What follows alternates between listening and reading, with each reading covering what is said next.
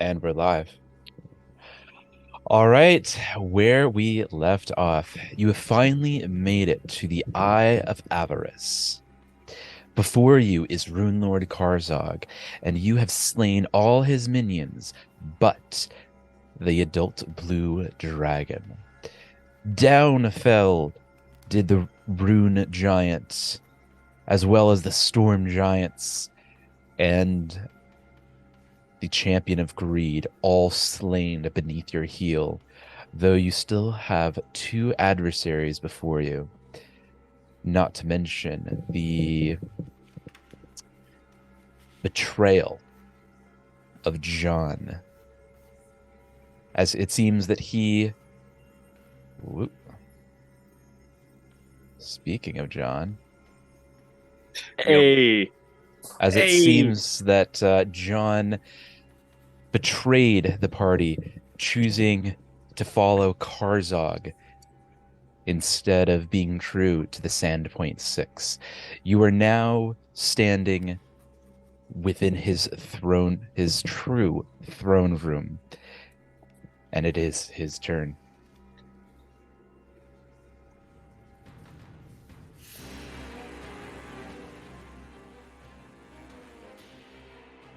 With his first action, Karzog, kind of floating about 5 feet in the air, looks square at the blue dragon and it twists a word of enchantment. The blue dragon, after hearing the words spoken in ancient Thessalonian, looks at Tristan. Oh, fuck me. Black eyes roll back, revealing a deep blue. Drool begins to drip from its mouth, and you can almost hear the gurgle of the hungry stomach it wishes to fill. Can't have anything goddamn nice. I'm this close away from getting a cool dragon pet, and them's the breaks. can't have anything cool, man. This is bullshit. I want to lodge a complaint.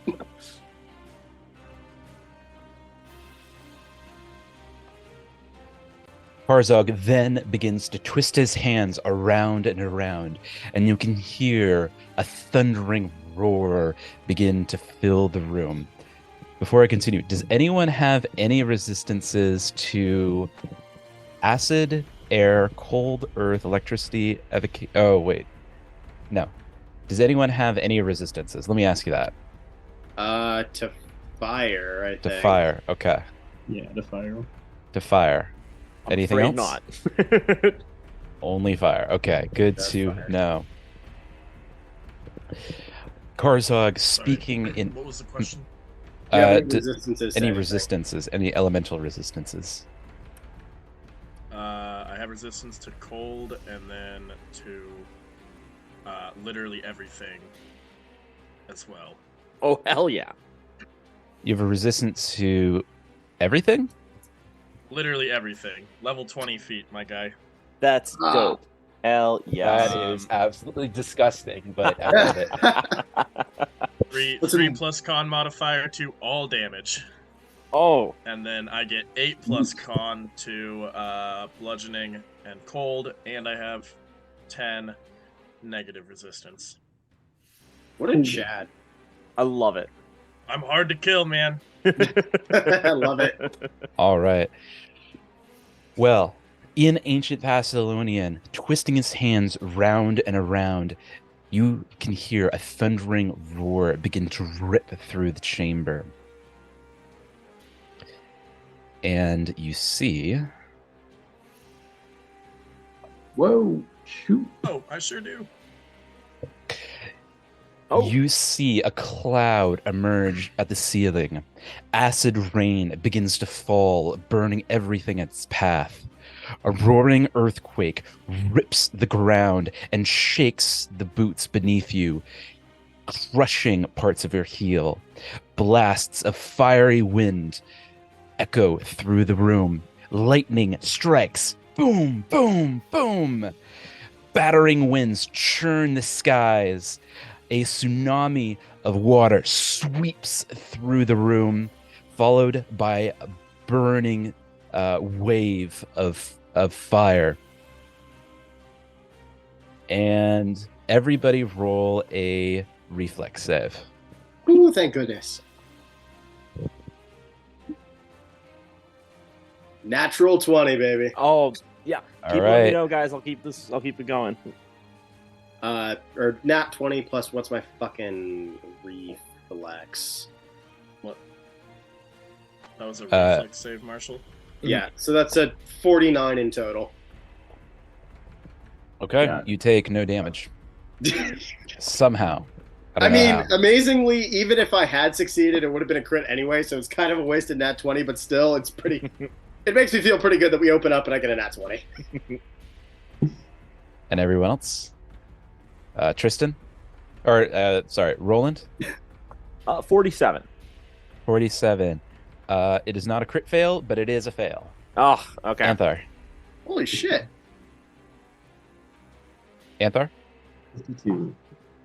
Can you turn your mic settings up a little bit? 42, you said?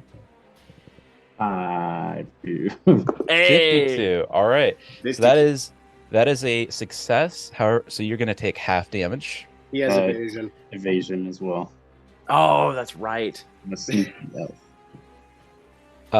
So what does that bring you Anytime down he to? succeeds, it's a critical success. Oh, man. Okay. And No crits. Urag. What is yours? Don't worry, Marshall. You can do damage to me.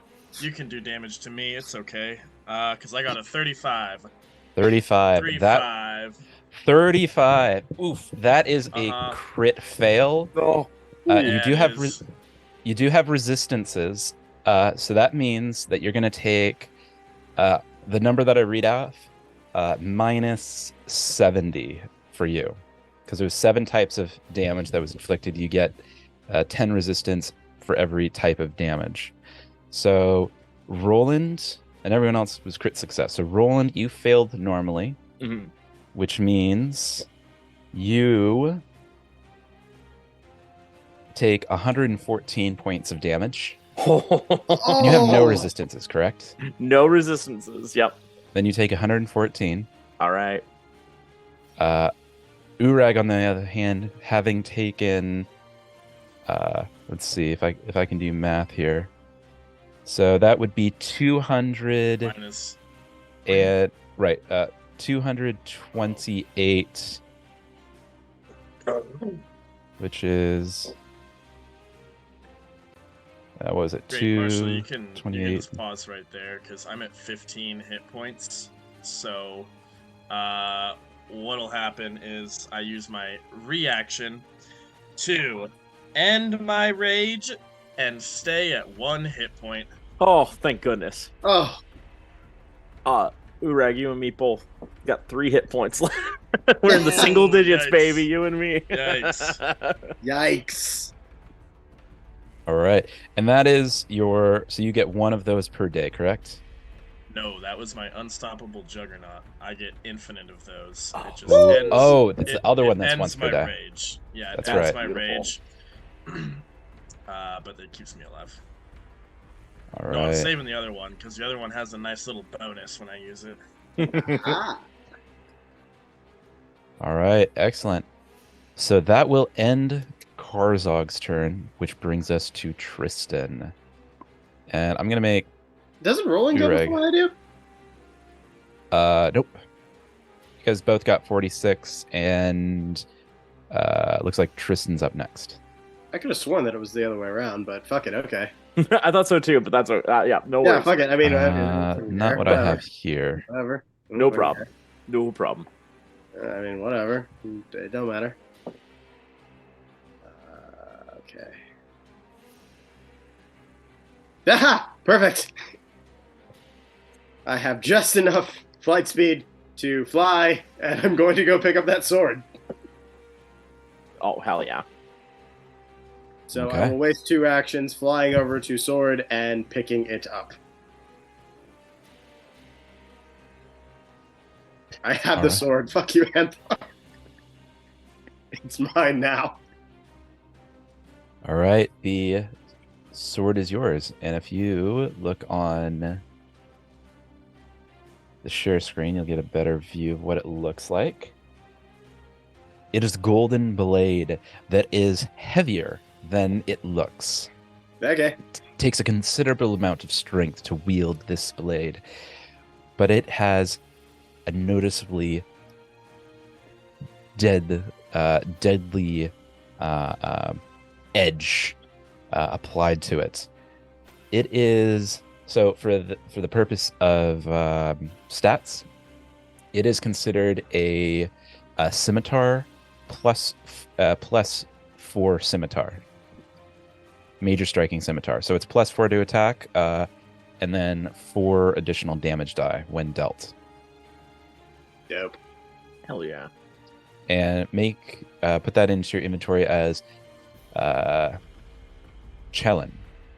Chellan, Sword of Greed, a level 22 item. Oh, Spell it damn. again. CHLLE. LEN. John. Sword. Grid. Plus 4 scimitar. All right. Looks like you have one more action. What are you going to do?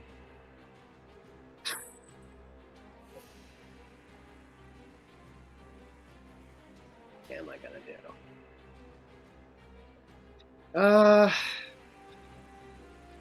Fuck it. I'm gonna pop a potion. Couldn't hurt. Yeah, no, couldn't hurt. I get the feeling it's probably going to be the difference between life and death here. So we're gonna pop a let's go ahead and pop a major potion. Now's the time. Hell yeah. And Marshall, if you don't mind doing all the math on that one again, that would be awesome. And you're going with a major, is that right? Yeah, I'm going with a major. Okay, so major, that's going to give you 8d8 plus 30,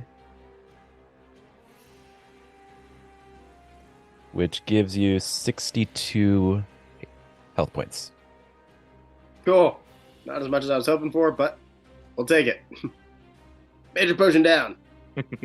Glug, glug, glug. Ha. Did it. Oh, that's me right. done, boys. Roland, it's your move. I'm actually gonna ask you if you could do the same thing for me, Marshall. I'm down in 2 majors, my 2 major health potions and 1 greater.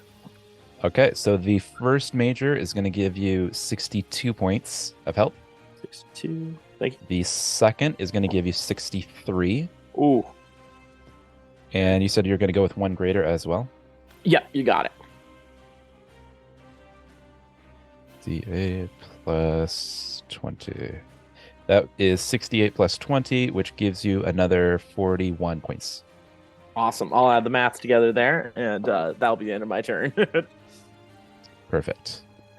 Anthar. Okay. I'm gonna heal myself using my hands, I guess. Magic As hand. opposed to your feet? Yeah. Is it your hands or is it your gloves? It is both. That's for 2 different things, but yes. Okay. I heal for 61. Nice. I'll add that math later. As a note, I'm gonna mark Karzog as my prey, and Okay. that's a free action. And ooh, oh, I can't quite do it right now. That's okay. We'll do a.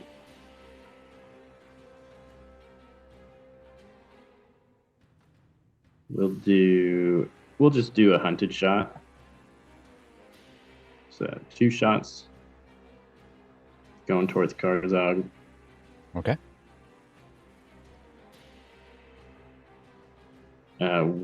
First is a 43. Ooh, does not hit. Oh, dang. Second is a 48. That will hit. Yeah. Nice. Good. Damage.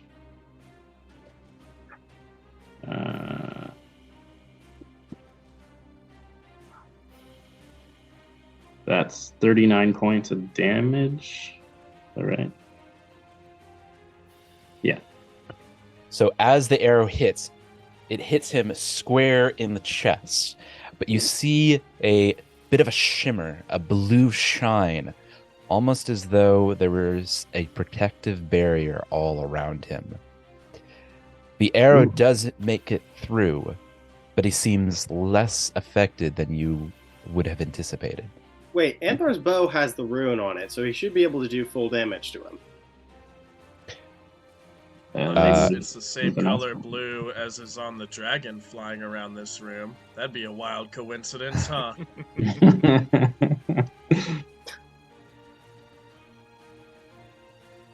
So the so only some of the damage made it through there.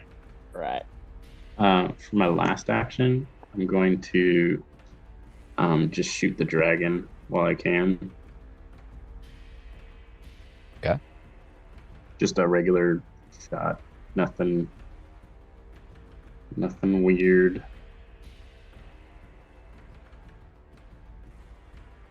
And that's a 41. Sorry. No, that's not. It's a 40. 40 is will hit. Sweet Christmas. Hell yeah.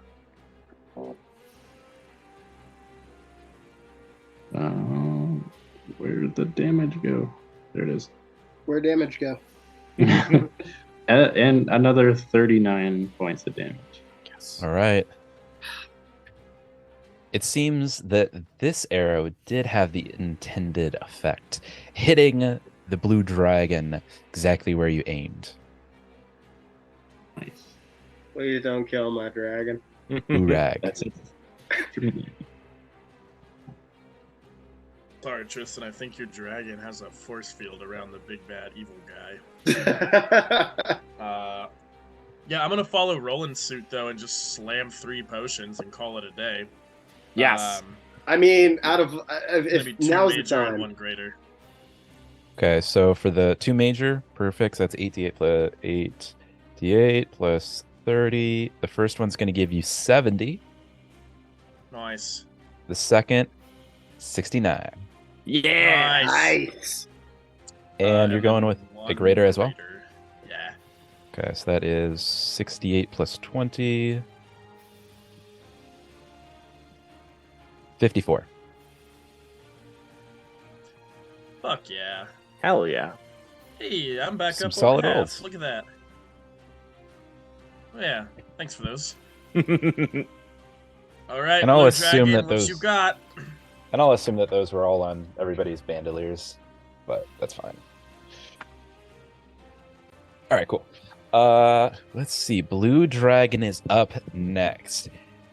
And despite having taken an arrow from Anthar, his interest seems to lie with ripping Tristan's head from his shoulders. Oh. He flies down, aiming for Tristan, lashing out with his great jaws. Your AC is what, Tristan? 49. That's pretty good. It's too bad that was a crit. Oh. Not a nat 20 though, right? No, it was a nat 20. Oh fuck. Okay. He It's perfect. chomps into Tristan's armor, only just avoiding Tristan's head altogether, dealing 72 points of damage. Ow. God, what a dick move. He swings again with his claws. Oh my god! Another nat 20. Oh! Wow. Whoa. I'm not even joking. That was Dude. like 2 nat 20s back to back. And with his claws, he deals another 74 points of damage. Did we decide that 2 nat 20s back to back means something extra? No. That's for campaign 2. Oh, okay. Shut up. You're Fucking- dead. Yeah, John talking Shut from up. the grave over here. I got it. Yeah, shut up. You're dead. You don't get to weigh in.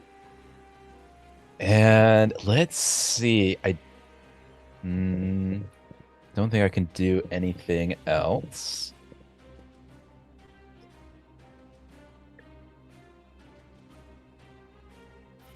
Nope. That'll do it for me. Karzog is next. What bullshittery have you now, Runelord? He speaks the arcane word for fire, and his entire being engulfs in flame. It appears that he has some sort of a protective shell of flame and ember all around him. Let's see, he then... Ooh. Most of my... No, that's not gonna work. Most of the spells cost all 3 turns, or all 4 turns, or whatever he has. Yeah, that's the downside to spellcasters. This usually, most of the spells are 2 or 3 actions. Yeah, he just starts prepping for his next spell, I guess. Excellent. Tristan. Wait, his whole turn? His whole turn is prepping a spell? No, he spent 2 actions, formulating an armor of flame and ember. So now The armor. his Okay, entire gotcha, body gotcha. is just My bad. burst into flame. Very similar to Cool. very similar, in fact, to the armor of Count Malebranche, flaming on every point. Fuck yeah. Tristan. Okay, well, because I'm damn near close to single digits right now, I'm going to spend all of my actions slamming the last 3 potions I got. Major, moderate, greater. All right. Well, at least the last 3 chonky potions I have. I have a few other ones, but they're all fucking, like, piddly bullshit. All right, so major, that's gonna be D8. 78 for the first one. Cool. And you said 2 majors and a greater? No, major, moderate, and greater. Got it. Okay. I could have So- said major. Let the record show. I could have lied. So that first major is 78. Cool. The greater is going to be 44. Oof. And the moderate, 3d8 plus 10. 23. Great, but it'll do. All right. Dragon. Roland. Okay. All right. I'll spend 1 action downing my last greater healing potion. Okay. Let's see. 68 plus 20. That gives you 46 points of health. Awesome. Sorry, I just got to do some quick math real fast, so I got the right health right now. How much do you say? 40? That was 46 for a greater healing. Awesome. 46. Okay. Awesome. Okay. I will spend my next action.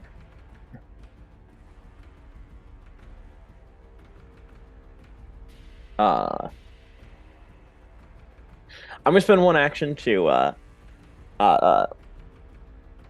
scream at the top of my lungs to scare the dragon and use since I'm using that as my what do I call that? No, it's the instant opening. So, he'll become flat-footed to my attacks for the next to the end of my next turn.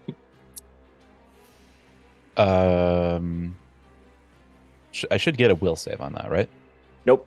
This is that bullshit one we were talking about from last night. This one's. This is the one. Yeah, we looked it up twice last night. Oh man, It's a level 14. It's as broken as it sounds. It is. Every time I'm like, I'm surprised this works as well as it does. all right, fair enough. He's flat-footed to you. Cool. And I will spend my last action sprinting at the dragon and using my action of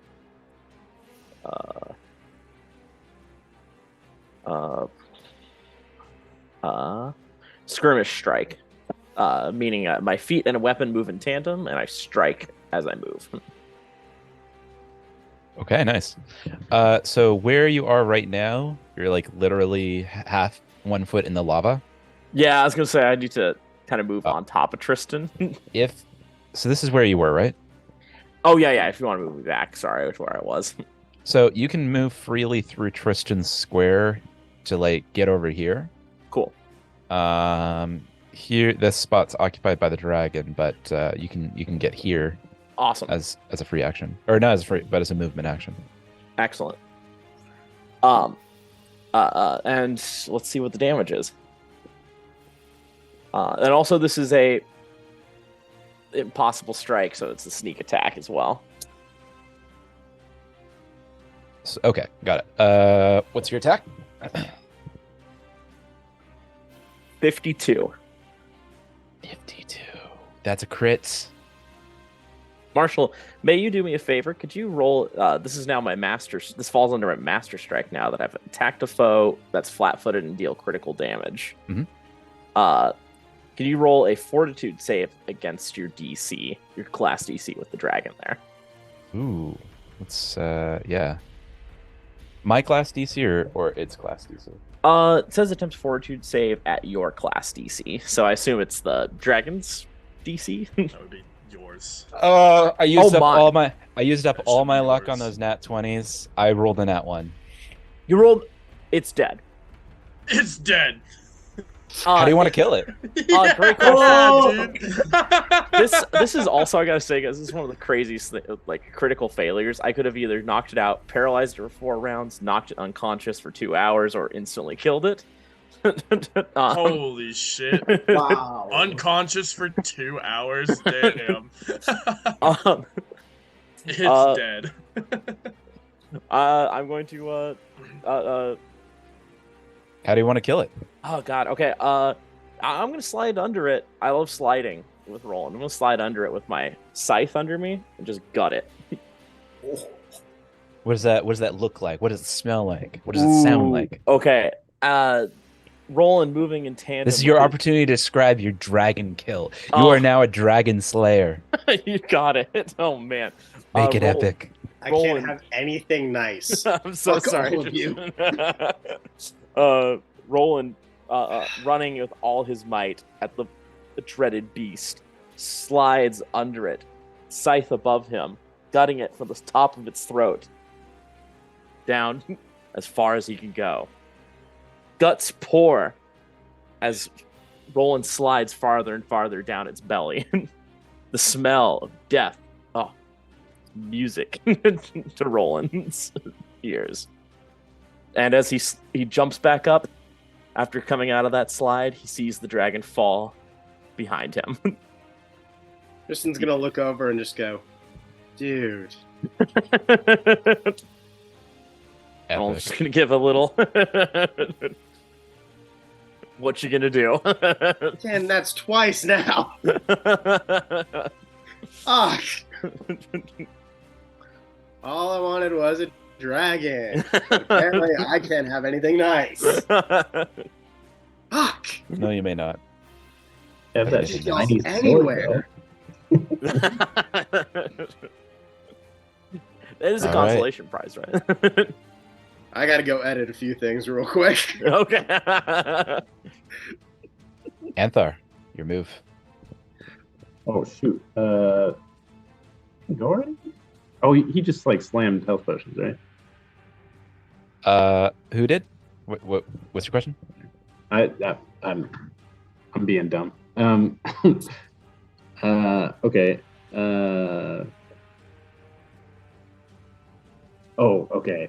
So we're gonna do enchanting. What's it called? Eldritch shot. I'm gonna imbue a cantrip onto my arrow, and for all 3 actions, I'm going to shoot it at Karzag. Okay. What are you attacking at?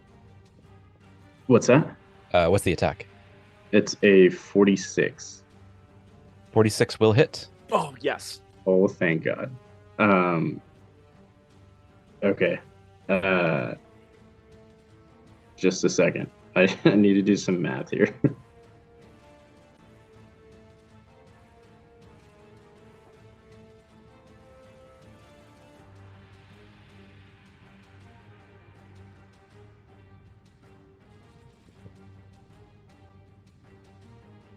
Okay. That is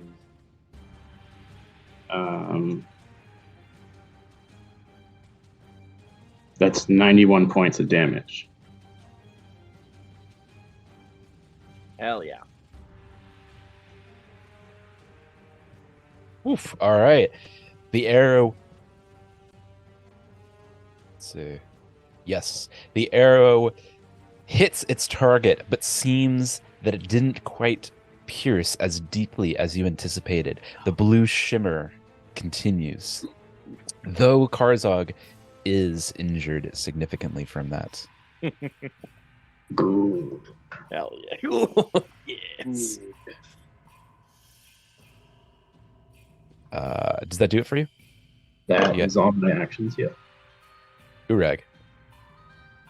See, this is a fun game because is anyone gonna do a seek check to figure out why he has a shield?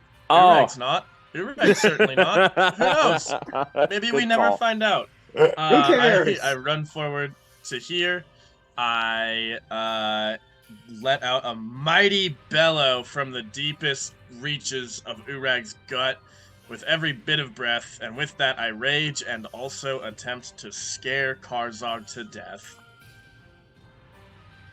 Let's go, baby. I think that's an Right. incapacitative trait. It's the what? Doesn't scare to death have the incapacitated trait? Are you asking me or asking Urag? Right. If he fails, he's gonna fuck him up at least. So go ahead and roll a intimidation check. What are you saying, Austin, with the incapacitation? If you can essentially really only do it if it's only effective to creatures lower than a level 20, your level. I think. I can look it up though. What was the name of the Dare to death. Scared to death.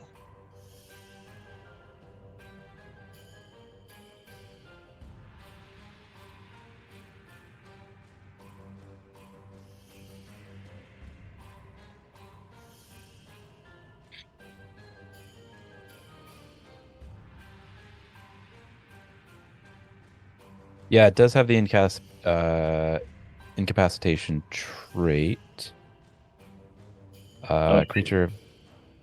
It just takes one success better than the result that they have. If they are more Twice the spell's twice the level. spell's level. I don't This even is know how not a to. spell.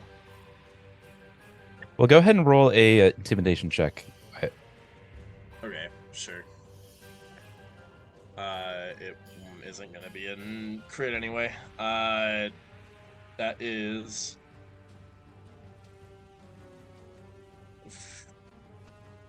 42. Unsuccessful. Fail? Or It is a crit fail. Okay, he's frightened 1. Yes, he is. Cool. He's a little bit shaken, but he's seen bigger. Sure. That's my turn. All right. Blue dragon is dead, meaning we're back to Karzog. This is why I drink. And Marshall, he's within my reach, right? He is. Like he's not so high up in the air that I can't reach him. Okay. Correct. No. He's hovering about 5 feet in the air. Oh, he's doing that bullshit villain I can float thing. Yes, he is. Got it.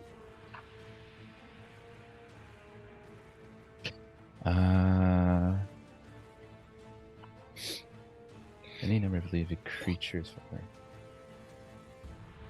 All right, so he starts by floating upward to get away from Urag. Urag, you're going to get attack of opportunity if you have attack of opportunity.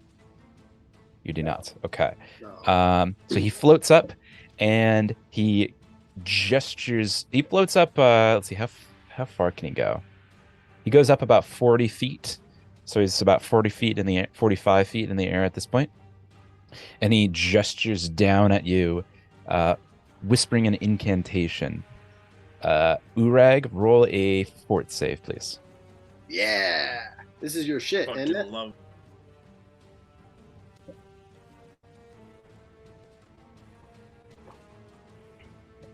Four zero. 4-0. That's pretty good. That's pretty good. It's not enough though. Is it? Okay, well, what is it? That's a fail. Great, I take half damage. Correct. So you're gonna take.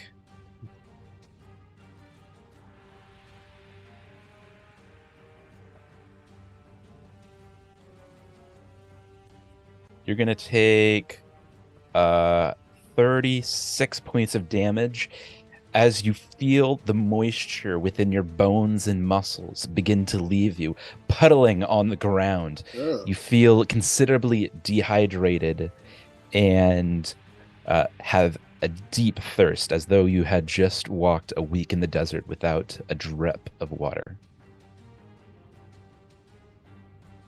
That'll do it for Karzog.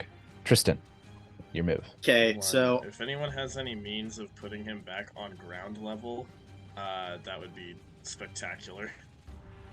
well, I'm about to pull out some bullshit, which is going to be pretty fucking fun for me. Oh, please do it. Especially because I can fly. I'm going to burn 2 actions flying over to Karzog. But the beautiful thing about that and my level 20 feats is that I have another bullshit attack. So I'm going to hit him 3 fucking times. And I'm not going to hit him eloquently. I'm just going to continuously fucking smash him on the head. All Trying to right. just knock him out of the fucking air with my nice new shiny golden sword, which I definitely will be reforging into a longsword because scimitars are bullshit. We like double-edged swords in this house. Anyway, I'm gonna hit him now. Roll for attack. Thank you. Ooh! 34 to attack with. Wait. Marshall, how much Mhm. do I have to attack with this Cheliad shit? Because Nemesis has 36 to attack. So the new Oh wait, one. this item is +3, so that's a 37 to attack. Never mind, I got Okay. it. I got it. 37. Hold on, does hold not. on. Okay. Oh, it's not 37 in total. Okay. That's What's the just total? my bonus to attack. 7 plus 17. That's a 54 to attack. Ooh. Okay. That is a crit. Let's go. Oh, Let's do it. All the dice. I need this one. I need this one. And he's definitely evil aligned, right? Oh, most definitely. Oh, yeah. No shit. Yeah. Okay. Stupid question. Oh, wait. I'm actually going to need my other ones now because this is a. This is going to be fun. I need that one. I need this one. This is a wonderful, wonderful thing. A +4.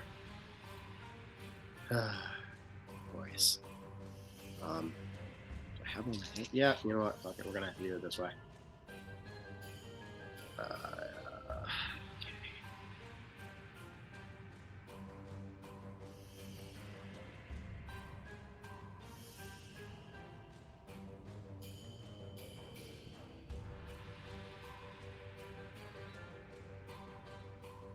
That is 147 points of damage. All right. That strike Wow. makes it through. You do see the blue shimmer. Mhm. You said 136? 147. 147. But it does appear to do a critical amount of damage. Next. You got a couple more attacks? Yes. All right. Go for it. Woohoo! Hey Tristan, Yes. did you add your critical specialization to your weapon? I did not hit my critical specialization to my weapon. So this is a scimitar. Mhm. So that means he's flat-footed, right? Yeah, because a critical weapon. Hey, hold on. To the guide.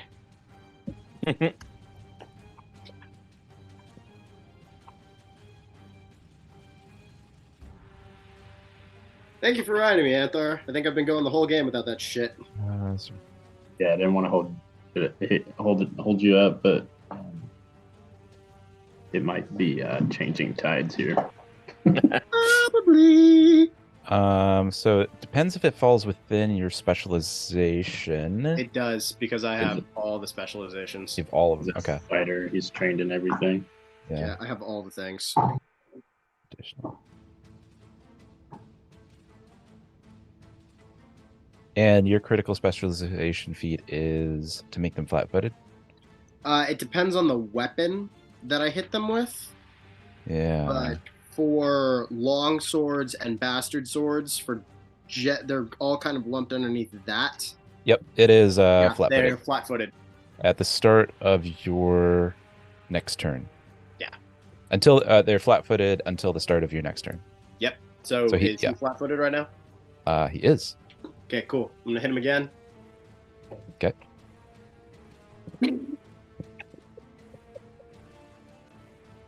Oh, that's another crit. Oh my god. All right. Wow. That's a natural 20. Oh, let me mark that down. Wow. Yeah. So that's a 57 to attack. Yeah, that'll hit. Sweet.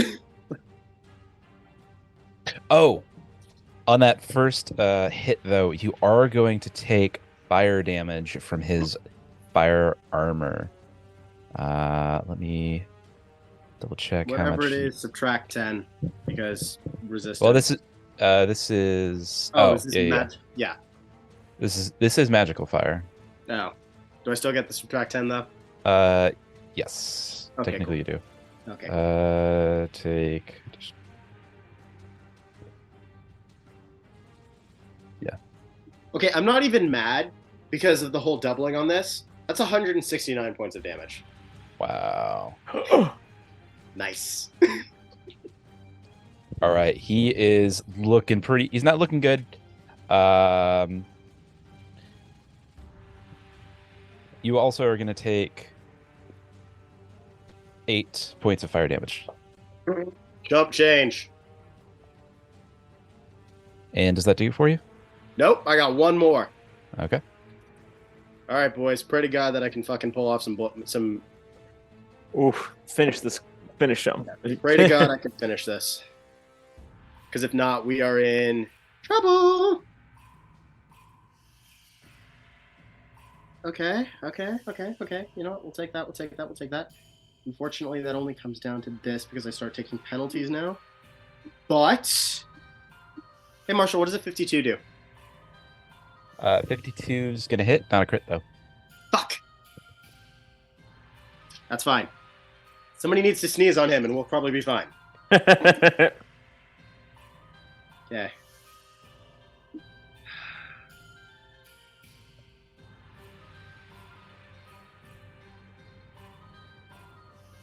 Okay, that's going to come out to 70 points of damage flat.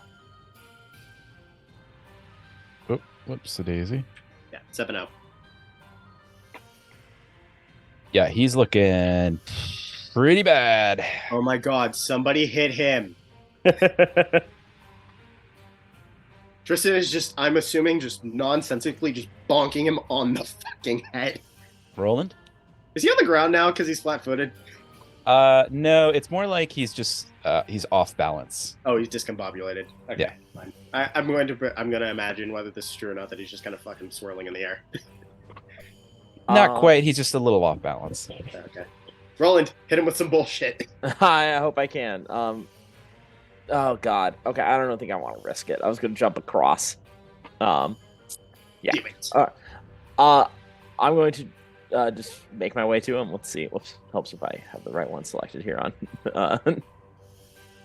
roll 20. Here we go. 5, 10, 15, 20, 25, 30, 15, 20, 25, 30, 5, 10, 15, 20, 25, 30. And that's sadly where I have to end my turn.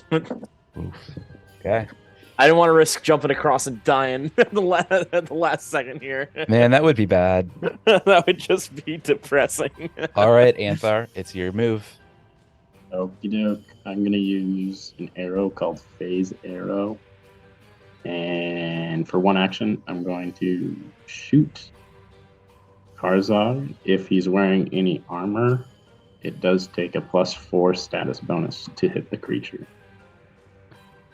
So his armor is technically not armor for that purpose. He's unarmored.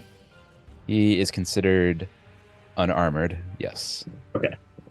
I will still use Phase Arrow though, because, well,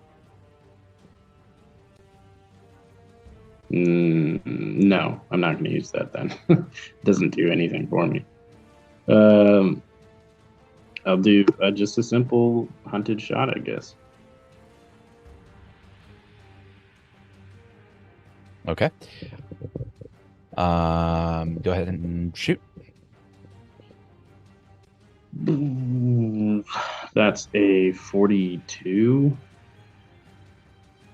42 will not hit. Dang. Second one that goes is a 47. That is a 40. That will hit. Yeah.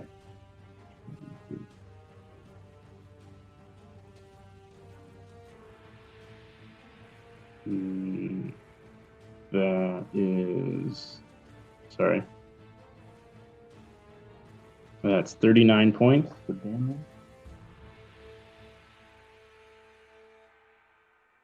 Sorry, how much? 39 points of damage. 39 points of damage. How do you want to kill him? No. Whoa. Oh, shoot. Yikes. His ego is gonna be unfucking. The arrow travels so quickly that it almost seems to like be burning the edges. Upon impact, it hits him right in the throat and totally burns off his neck, sticking his head to the wall that's behind him. And the rest of his body just collapses onto the floor next to Ureg. Wow. Right. Meg's gonna immediately grab the corpse and rip it in half, torso from legs, and then throw it back down on the ground.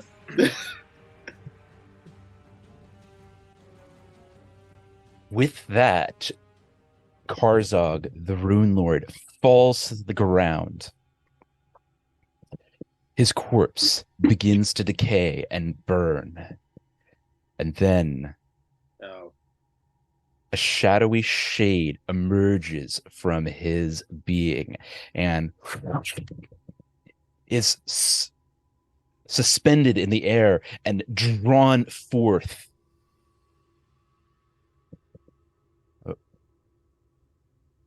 And you can see the golden statue behind Runelord Karzog's throne, made in his own image, begins to move. Oh, shit!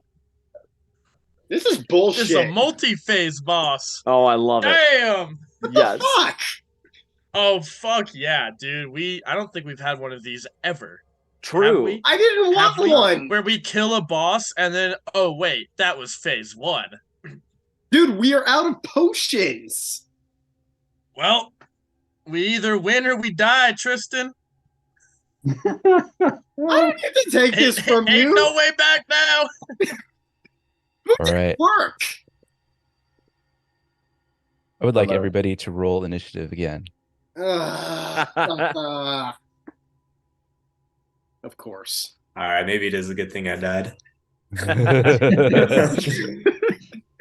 All right, we'll start with Urag. What you got? Oh, Jesus Christ. All right. Great. Yeah. Let's go ahead and start with a power attack. Initiative Initiative, first. dude. Oh, initiative? We're rerolling? Mhm. Sorry. I blacked out there. Initiative first. 43. 43 for Tristan. Roland. Let's see. I've got. Wow. 39. Not great. Don't want to be the start of the goddamn pack again. Anthar. Yeah, What was that? 50. Ooh. 50. Nice. God. And Urag. 40. Yeah. Cool. Can we Let's see how he does. kick into this part?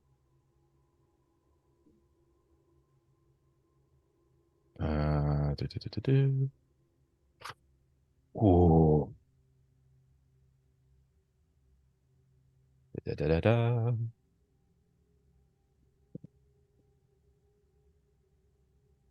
All right, that means we're going to start with Anthar. Oh boy. Pony up, elf boy.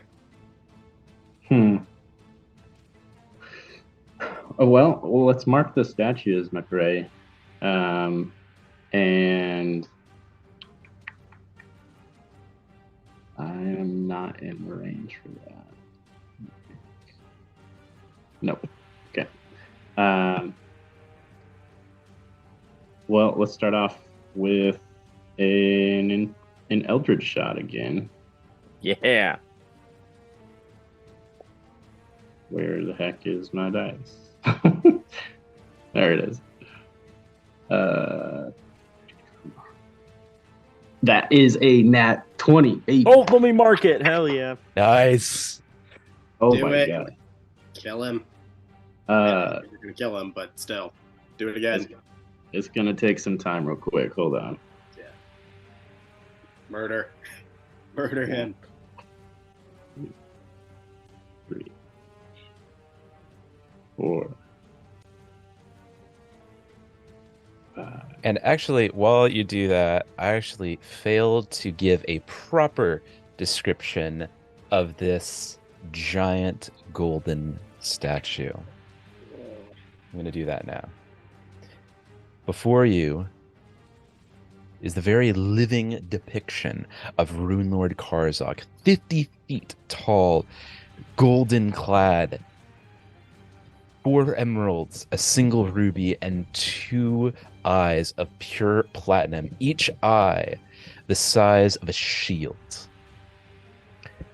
Look down on you, ready to strike and crush you beneath it. All right, go ahead. That's totaling 160. 177 points of damage. Considerable strike. It is. It is.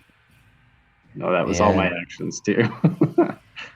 And it does do quite a bit of damage, but fortunately that's not gonna do it in. Runelord Karzak gets to go next.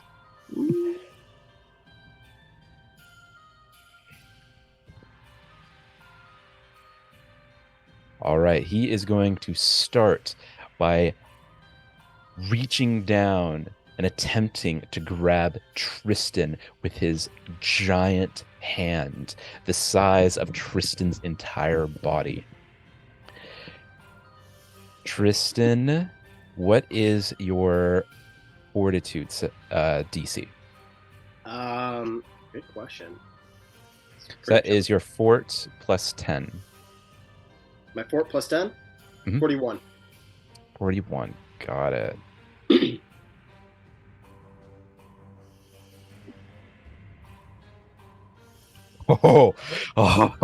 Oh, yeah. Successfully, it grabs Tristan and holds Tristan as a child holds a doll. And yeah, he is going to attempt to throw Tristan into the lava. Oh, Do I get reaction to this? You don't get, not yet. Oh. Um, 'Cause I'm So supposed he- to get a reaction at the start of his fucking turn. what's that? I have that feat. Allows me to take a reaction every enemy's turn. So the fort it's not a reaction, Okay, but I'll use that when he decides to fucking throw me. so he's going to attempt to throw you. And Tristan, I would like you to roll a actually I think that would do it. It's not a four, it's not technically a reaction, I don't think. Look, No, I'm it's just gonna not. let him throw me and then just use my wings to fly up. Like I have wings, asshole. Roll a reflex save for me. Dope. That is dope. Maybe, possibly, we'll see.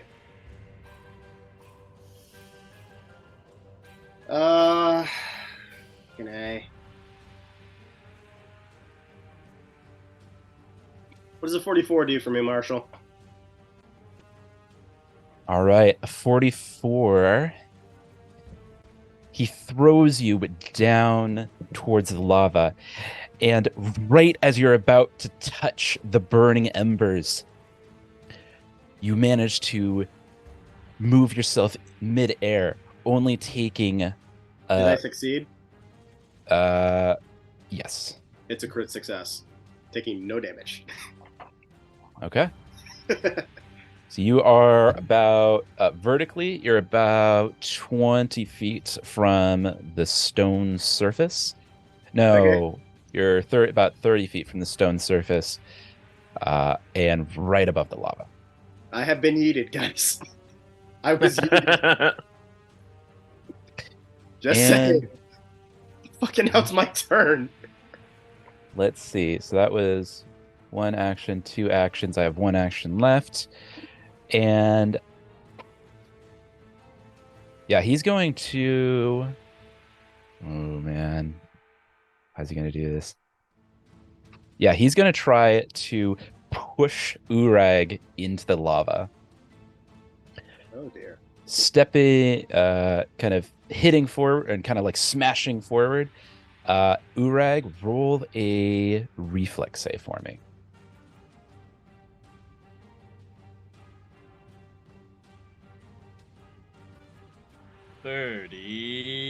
$37. 37? Mm-hmm. Oh, no. I don't reflex good, man. No, you don't. Because Never have. he manages to smash you, and you are now tumbling towards the lava. oh, You are going to take. See if I can do this real quick.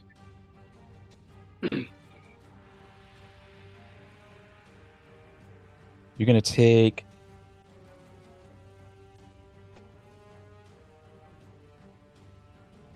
58 points of damage, and if you remain in the lava, you will continue to take damage. Hey, Urag, you can spend a reaction to grab an edge if you want. Have you not? Have you? Oh yeah, you haven't used a reaction yet. Okay, hell yeah.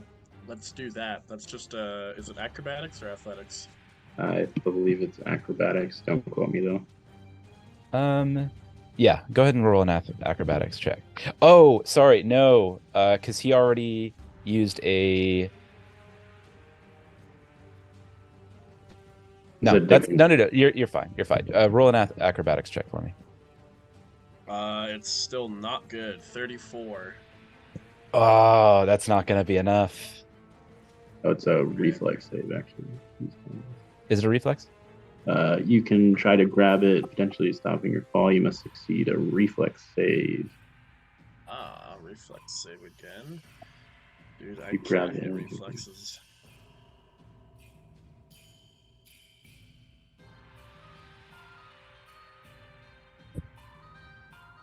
What was that, Ureg? Same number, 34. All right, you are currently in the lava, taking damage every turn that you remain in there. So if you remain in there, if you're still in there by the start of Karzog's next turn, you're going to take more damage. Okay. All right, Tristan, you're up. You are right above the lava. I'm going to ascend. Oh wait, before you do that, I think did we skip? Oh, we did not. Go ahead. Sorry. My bad. I'm going to ascend. Okay. What's your flight speed again? 35. Okay, so you are right about at the level of the stone. So you're at the level of this stone right about here, Okay. like vertically speaking. Okay. In that case, I'm gonna go ahead and fly right over to here. And just touch down. And then I'm gonna go ahead and down one of my lesser potions of healing. Seems like a good idea. Okay, lesser 2d8 plus 5. That'll give you 16 health. Fine. Sounds good. That's me done.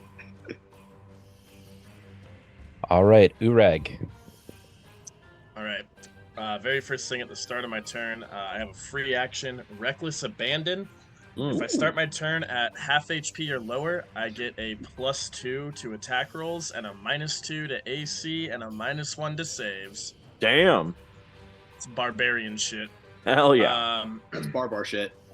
And I'm gonna leave the lava, please and thank you. So you have to Can I- climb. You have to climb up the lava, so it'll be an athletics check to try to climb out of there. Okay, yeah, that's great. Oh, I can totally do this. Athletics, you say? 19 plus 34 is 53. Ooh, nice. Yeah, let's see. Vertically, that was about 35 foot. Yeah, so if you spend the rest of your turn 2 actions climbing up, you can make it up to the stonework again. Oh. Wait a second, how tall are you? You're what, 15 Bruh. foot, right? Fucking big. When I'm huge, I don't know. I think canonically, how tall did you say that wall was? I think 55 is what I've said in the past. Is how tall I am for sure. Dude, you're not 55 feet. No, probably.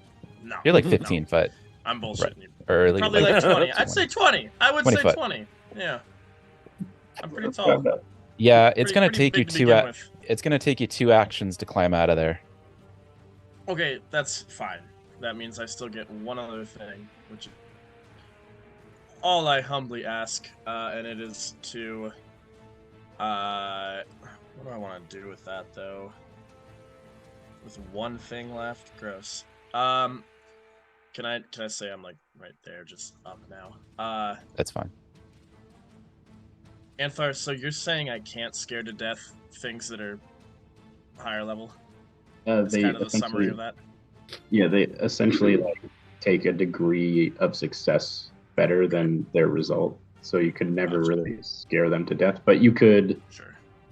still use the action to do it. Yeah. Give him the debuffs. Okay.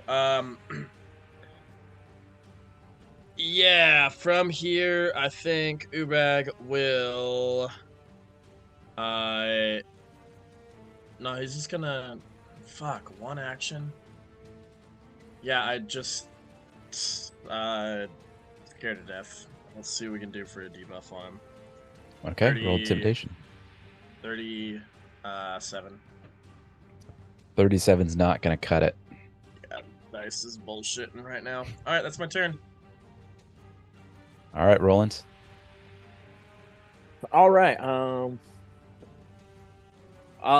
Let's see.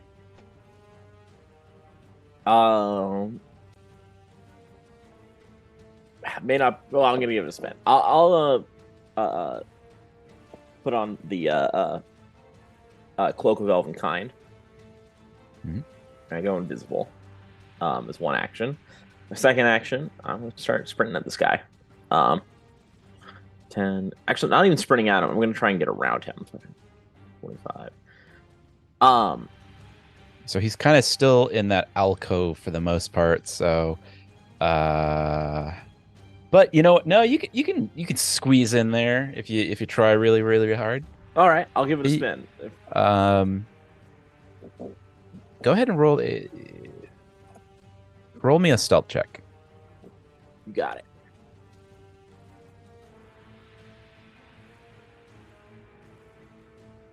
Not my best roll. 37.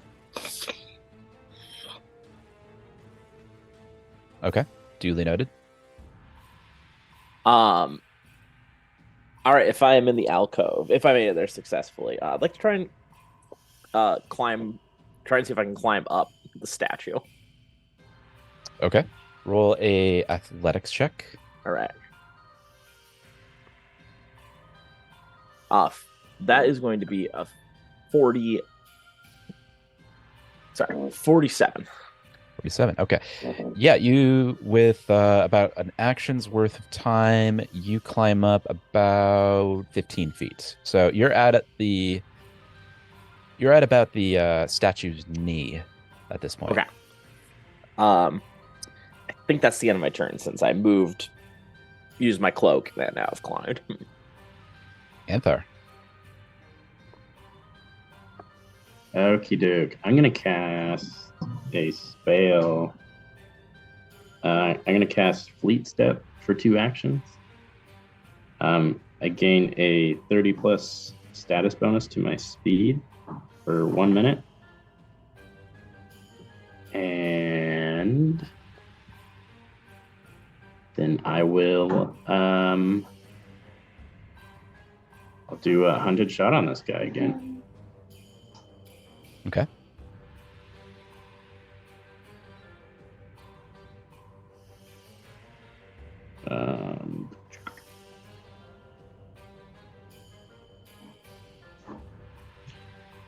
Flipping. It's a 41 for the first one.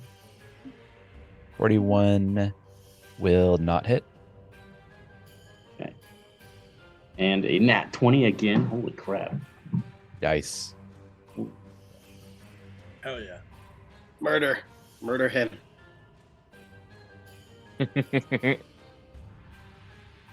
That's 119. Oh, all right. Does look pretty banged up. Still standing though. Yeah, but banged up. That's it for me. All right. Karzog's move. Karzog is going to shift his weight left, trying to pin Anthar against the wall. It seems that he did notice your approach.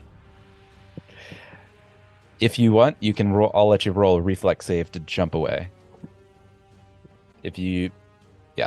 I'll let you roll a reflex save as an attempt to jump away if you so choose. You talking about me? No, Roland. Oh, Uh, Did I say Anthar? Sorry, I meant Roland. Reflex save, right? Yeah. Okay, I'll give it a spin. Well, that sucks to be me. That's a nat 1, baby. Oh, that's not good. Okay. Let's see how this I've been goes. rolling really good, so this was bound to happen sooner or later. All right, so since that is a nat 1, how much HP do you have left? Okay, you're okay. You'll be all right for a little while. Okay.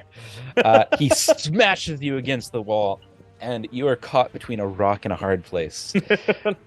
You take 98 points of damage. Okay. Ooh. He is then going to attempt to just squish Roland like a bug, Oh. raising his foot, pressing down.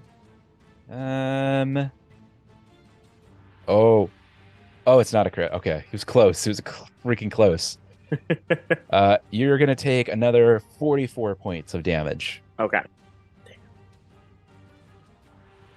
How much HP do you have left?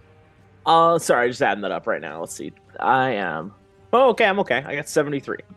73. Okay. Let me mark that. Sorry, get that. Oh, there we go. Updated now.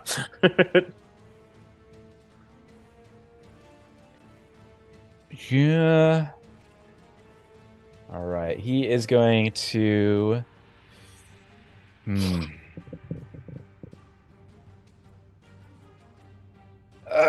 He's gonna. I hate to do this to you, Roland. He's gonna get Do you it. again. No.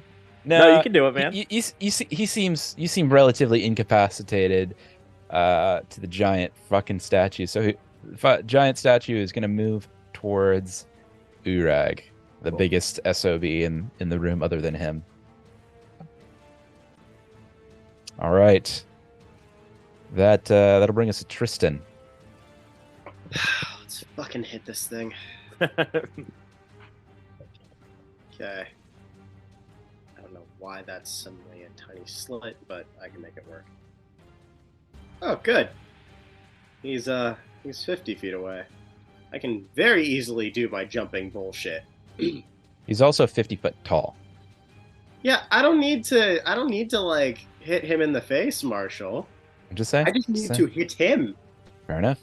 I just need to hit. So I'm going to jump. Because at this point in my life, what else do I do? It's kind of my shtick. It's a good. And as shtick to live I by. jump, I am going to use my midair bullshit to hit him. All right then. Okay. He's still evil aligned, right? Like, I'm assuming just because he didn't become a statue, he didn't bump down to like neutral or some shit, right? You have the unholy enchantment, right?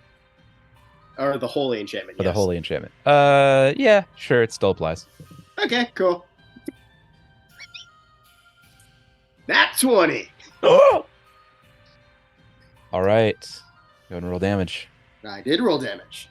I will roll Fuck the him up. damage. Fuck him up.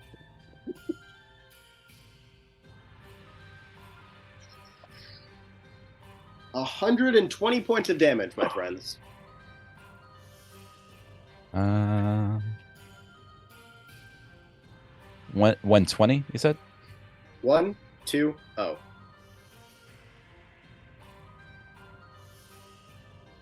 How do you want to kill him? Oh, So, as impossible as this seems, Tristan just does a flying, just screeching, like, Tristan's jumping at this guy and screeching like a capuchin, and just swings, and somehow the momentum carries him all the way through this thing's leg. And it doesn't look like anything's going for a while. Then all of a sudden you just see it go, leg's gone, and it topples fucking right into the lava. With that final strike, you hear a blood-curdling howl, almost as though it were echoing through the hollowed statue. The voice of Runelord Karzog. The eyes of the statue fill with golden tears as it drips down onto the ground. From let's see. Yeah. From the chest of the grand statue, a blinding flash of light rips through the room, filling the hall with a cold embrace. All creatures struck by the light take a moment to recover as you then hear and see the howling sounds of 10 by 10,000 souls of greed escape the rune well, evaporating into the walls and to the ceiling. Looking back where Karzog once stood, you see the remains of a pile of diamond dust atop, and atop it, a key made of pure adamantium. And everybody roll a fortitude save. Oh, Ooh, okay. I can fuck with that. Ooh, something smells good. 37. 49. 39, 50. 37, 50, 44. 44. He said 49. 49? Yeah, he's minus Yeah. 1 from me. 49. Okay. It seems that you have slayed the Runelord of Greed. And now, after the battle is over, you have a moment to observe your surroundings. You see a doorway that was once blocked by the statue of the Golden Runelord himself, made ornate with sapphires and rubies, marble rippling through in a masterful craft,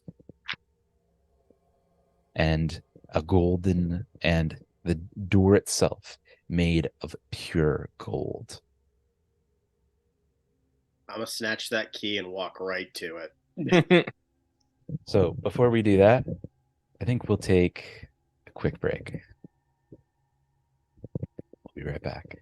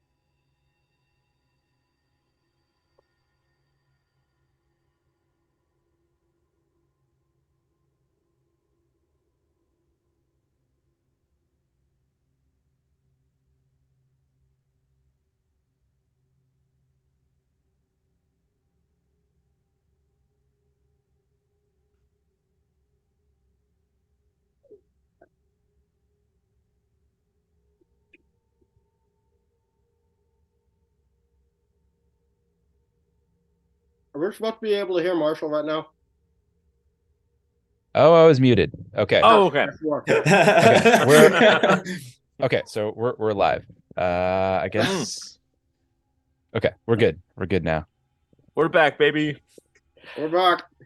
All right. You just So watched me eat toast. you have now felled the Runelord of Greed, Karzog, the tyrant of Zinshalast, and one of the most powerful and ancient wizards of the known world. His corpse, now riddled to a powder of diamond, sits below a great key made out of adamantium. This key, judging by its size, is worth on its own 20,000 gold pieces. Oh, Scribe, if you would. let me Keep- back on. I don't think it matters at this point. True. Oh, we're going back to hell. And now that the stone or the golden statue has been removed from its alcove, you see a great vault door made of solid gold, shimmering by the glow of the lava below. What do you do? I take key and I put it in slot. And I unlock lock. Are you sure about that? Yes. Okay, just checking. Phase 3, Karzog. Is it Urag's like birthday? Because I'm pretty sure the only one who would love a phase 3 is Urag.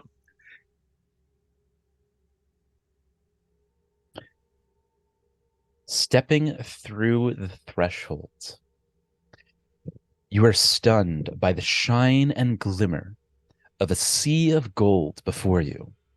This room contains an insurmountable amount of silver, gold, platinum, exotic animal hides, magical weapons and armor, enchanted objects, diamonds, sapphires, rubies, emeralds, and every precious gem imaginable, and even more that you thought did not even exist. The Tristan wealth immediately is goes, 1, 2, 3, it all belongs to me. The wealth is incalculable. The hoard of 10,000 campaigns.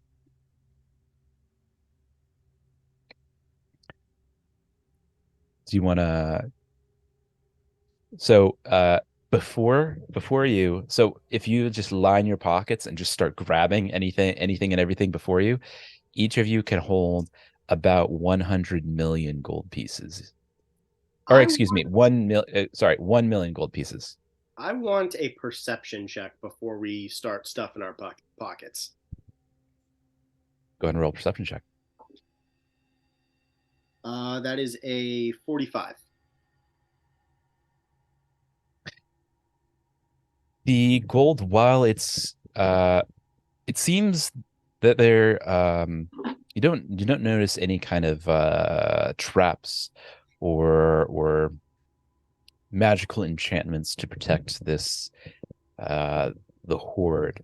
It seems almost as though anyone that has made it this far would have had to slain the Rune Lord himself. So the Rune Lord made no attempts to guard it any further. Though, Tristan, you do find moving through the piles of gold and silver, you find a curious blue object, partly obscured by the mass of treasure. Brushing the coins aside, you discover this blue object to resemble an oblong oval with a scaly texture on the exterior. You immediately recognize it to be an egg. Upon further inspection, you would hazard to say that within that egg lies a blue dragon. So that's going in my bag of holding. That's going to me. You got your breakfast. Urag turns on the stove. Does anyone else want to Touch take a wonders. closer look? Sure. Can I take another look at some of the magical weapons, see if there's anything better than mine? So the one that you looking around, there are a considerable amount of magical weapons, but Mhm. none quite as powerful as the Blade of Greed. That's okay. Well, we're still gonna take this to a master forgeman and get this fucking reworked into a bastard sword. I don't do curved blades. This I don't isn't, need- this isn't Hammerfell. We don't do curved swords. I don't need. Roland doesn't need to necessarily grab anything in particular for himself, but we'll be more than happy to gather up any of these weapons. Um, So Roland, as you're going through the weapons, you do find a curious book titled "The Cults and Practices of the Rend Hand Society." Thank you, It- Marshall. Wow. Looking through its pages, it seems that the pages themselves and the binding are made of human flesh.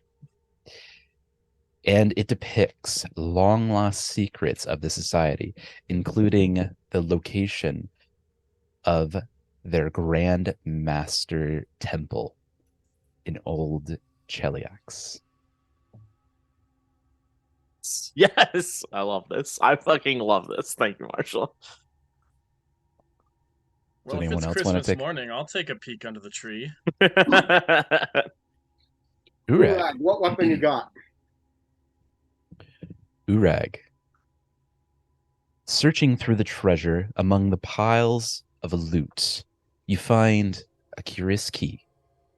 This key is branded silver and gold and is inscribed with a phrase in ancient Thessalonian that translates to "Abandon all hope, ye who enter here."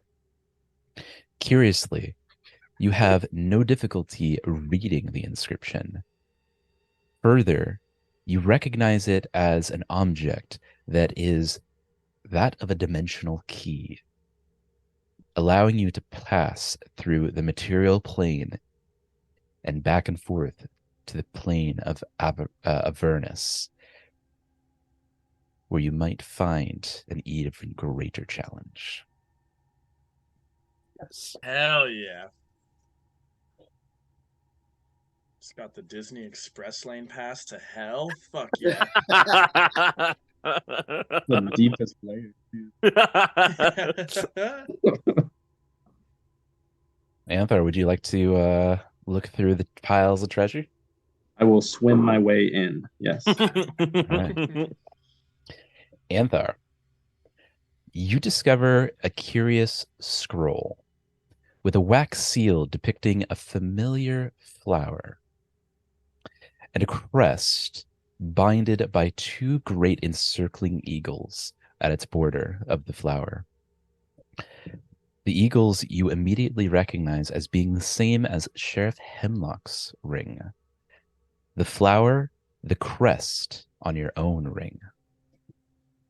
Opening the scroll, it details lost methods of healing and medicine, including a method to combat the ill effects of whole gill, and embedded in the and a way to embed such healing into an object, such as a ring. At the bottom, you find an inscription by the author. Only by the grace of the elvish clan Farash can we ensure that the blight of Holgil not disseminate the people of Varisia. Signed, Lord Hemlock. 45 AR, over 200 years ago. That is awesome.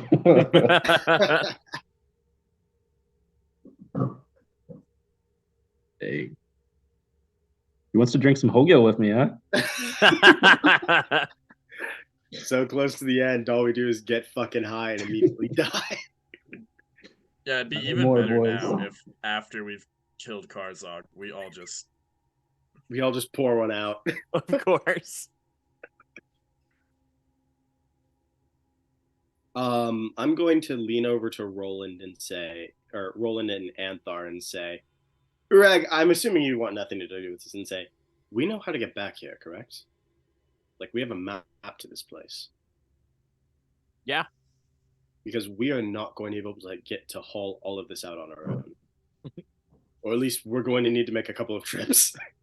True. We shall keep it secret. Keep it safe. Yes.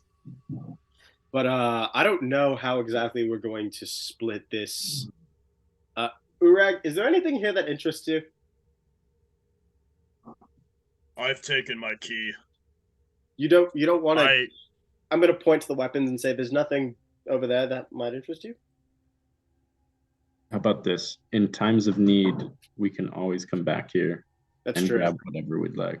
Is that key essentially a back and forth? Can you come back anytime you want? It I don't appears know, so. Tristan. I just found it. I like this idea though, Anthar, about dipping into the funds whenever we need them. I mean, essentially, yeah. If we're the only people who know how to find this place, and we just utilize it like a savings account, yeah. I mean, again, there's more money here than I think any of us can spend, even with our extended lifetimes. Well, True. 2 of our extended lifetimes, at least. I don't know what the fuck you are, Roland. I still don't. I mean, That's okay. but again, you're not John. You didn't betray us, so I know I can trust you at least. Urag, I'm gonna go up to Urag and just put my hand on his leg and be all like, "I fucking missed you, and I'm glad that you were here with us." It was a noble battle. Alas, it is my time to move on, as there are more battles that I must fight. Before you do that, so as you continue to look through the chamber, you do find a curious glass case containing a simple wooden staff. The staff is made of old willow and is wrapped in some strips of leather. It is rather unordained, common compared to the rest of the jewels of this lavish room. And its plainness keeps drawing you closer until you recognize that you have seen this staff before. It is the very staff wielded by Arathorn, the sage of the rune well below Sandpoint. Our Do you do fucking anything? King Boomy, homie. Do you do Wait. anything with that information? Didn't we see this staff before? With the crazy old bat who put the rune symbols on our weapons. Hmm. Yeah, that's some like major voodoo, way beyond my understanding. I grab the staff Oh god. and I wave it around. Upon touching the staff, Hey, better you than me. Upon touching the staff, the figure of aged Arathorn appears before you, floating in the air.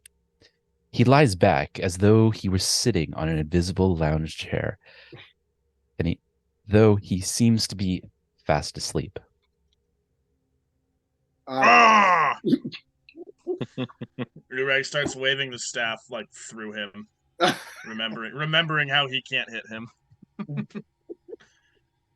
Almost as though a cat were roused from its nap, it kind of looks at Arathorn looks at you with kind of an air of annoyance. But then his gaze lightens. So you survived. You're alive. Excellent. How did all that go? Our goblin father is dead. Oh, that's sad. That's sad. Well, And our faceless friend betrayed us. well, I did tell you one of your party members was a backstabbing bitch. Yeah, you didn't tell us which one, otherwise we would have ganked him right then and there. Where's the fun in that? Our goblin friend would still be alive. True, true. Little old loot. I think you still have some ashes on your hands, don't you? And my face. What if I told you perhaps he's not gone? Perhaps there is a way to reunite with your little old friend. Can you do that? That depends. Since you did well against the Runelord, I will bestow upon you a great gift. A single wish.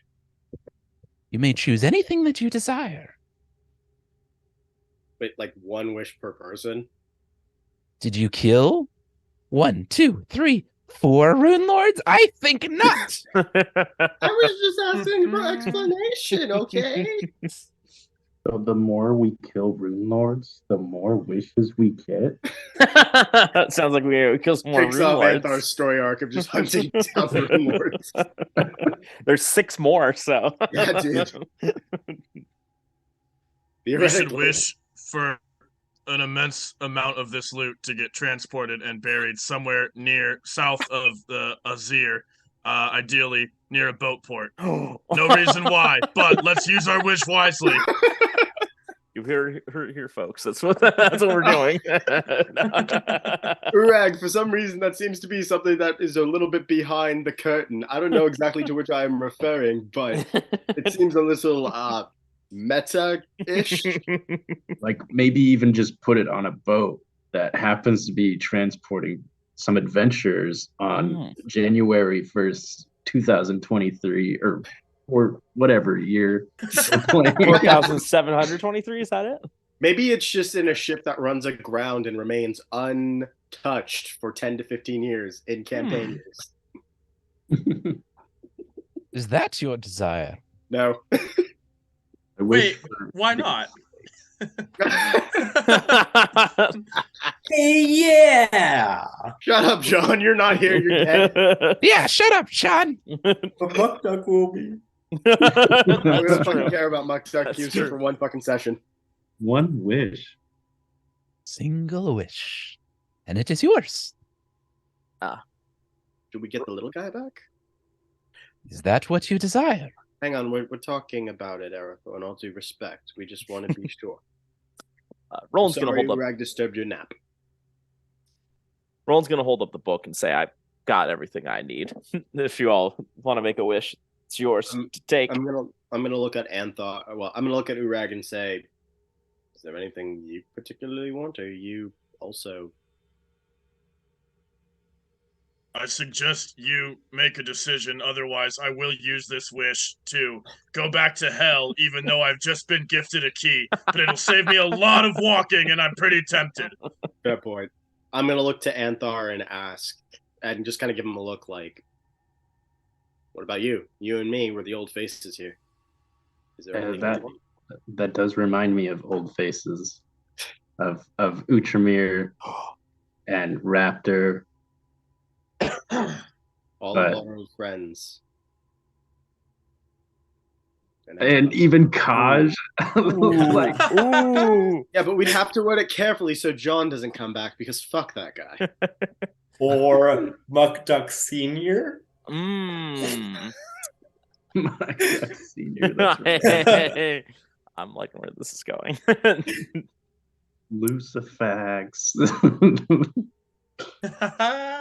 I think I have a way that I'm gonna look at Anthar as he kind of goes off with that and say, I think I have a way that we might be able to phrase this. Maybe you'll have to let me know.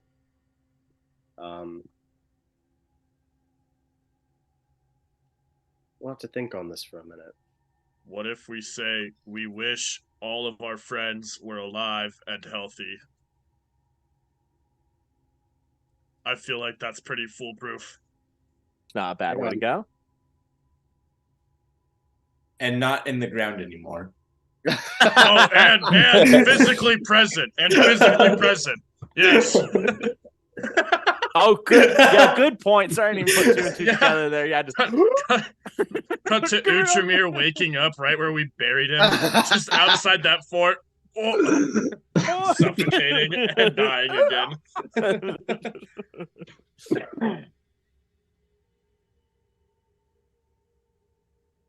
Well, what is it? Hold on. That's some brilliant wordplay, Urag. I don't think I've ever heard a greater wish in my life. Check the chat.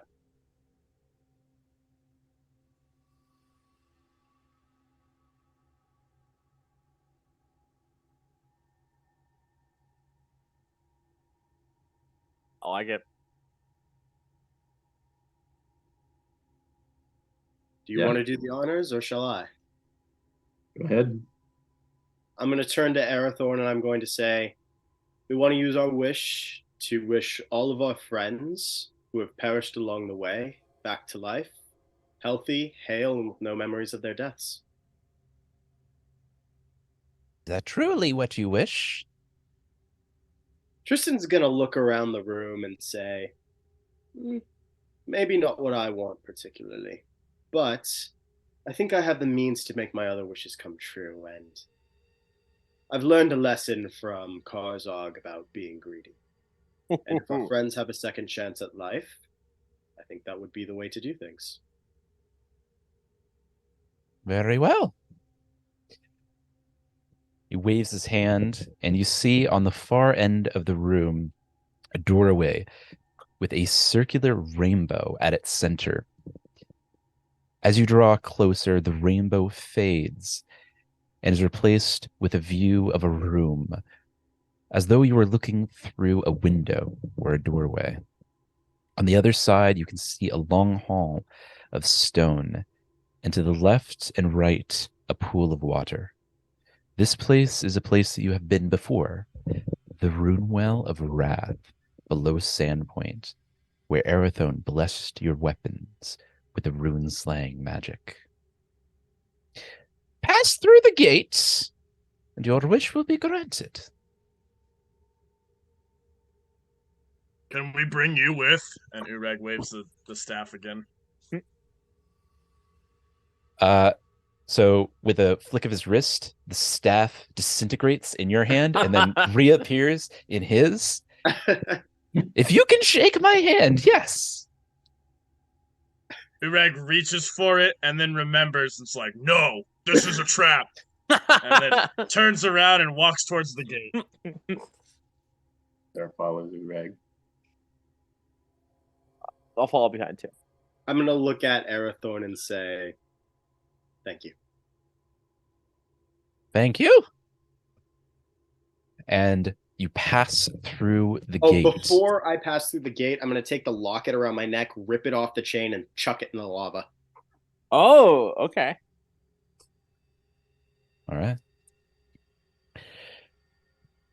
Pass through the gate. And then take a quick break. Nice. Nice. Nice. We'll be right back, ladies and gents. Holy smokes.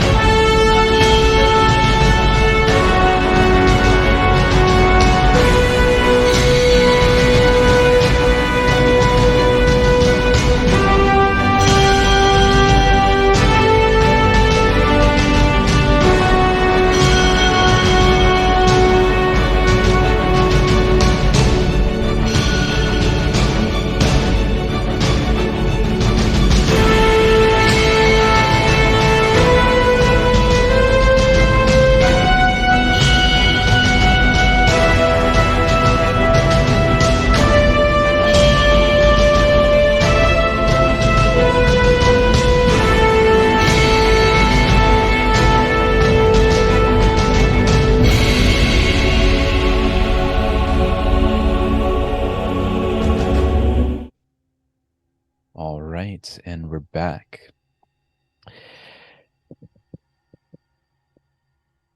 As you pass through the gate, the whirling tunnel of every color of the rainbow spins around you, leaving you distorted and as though gravity had no pull, had no sway on your bodies. The rainbow of colors gives way to the warmth red hue. As you pass through this void, you see the faces of each and every one of your friends felled by enemies. They seem happy and healthy. You make your way through the tunnel and you find yourself now before the rune well of Wrath, the ruin below the settlement of Sandpoint. It takes you a moment to collect yourselves, stand up, and then you see a small creature wrapped in rags and a little crown beside him. Makes no movement and simply lies there on the stonework before you.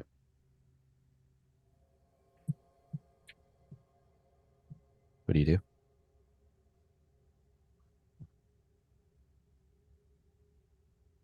Ooh. Hmm. Yeah, let's go see what it is. Yeah. What it is. Turning over the figure, you see Loot made whole once more, but he still hasn't made a sound or movement.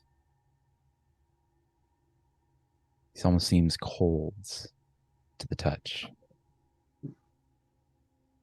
But then his eyelid moves slightly, and his little red eyes poke out behind them. His great teeth emerge from his smile, and he looks up at you.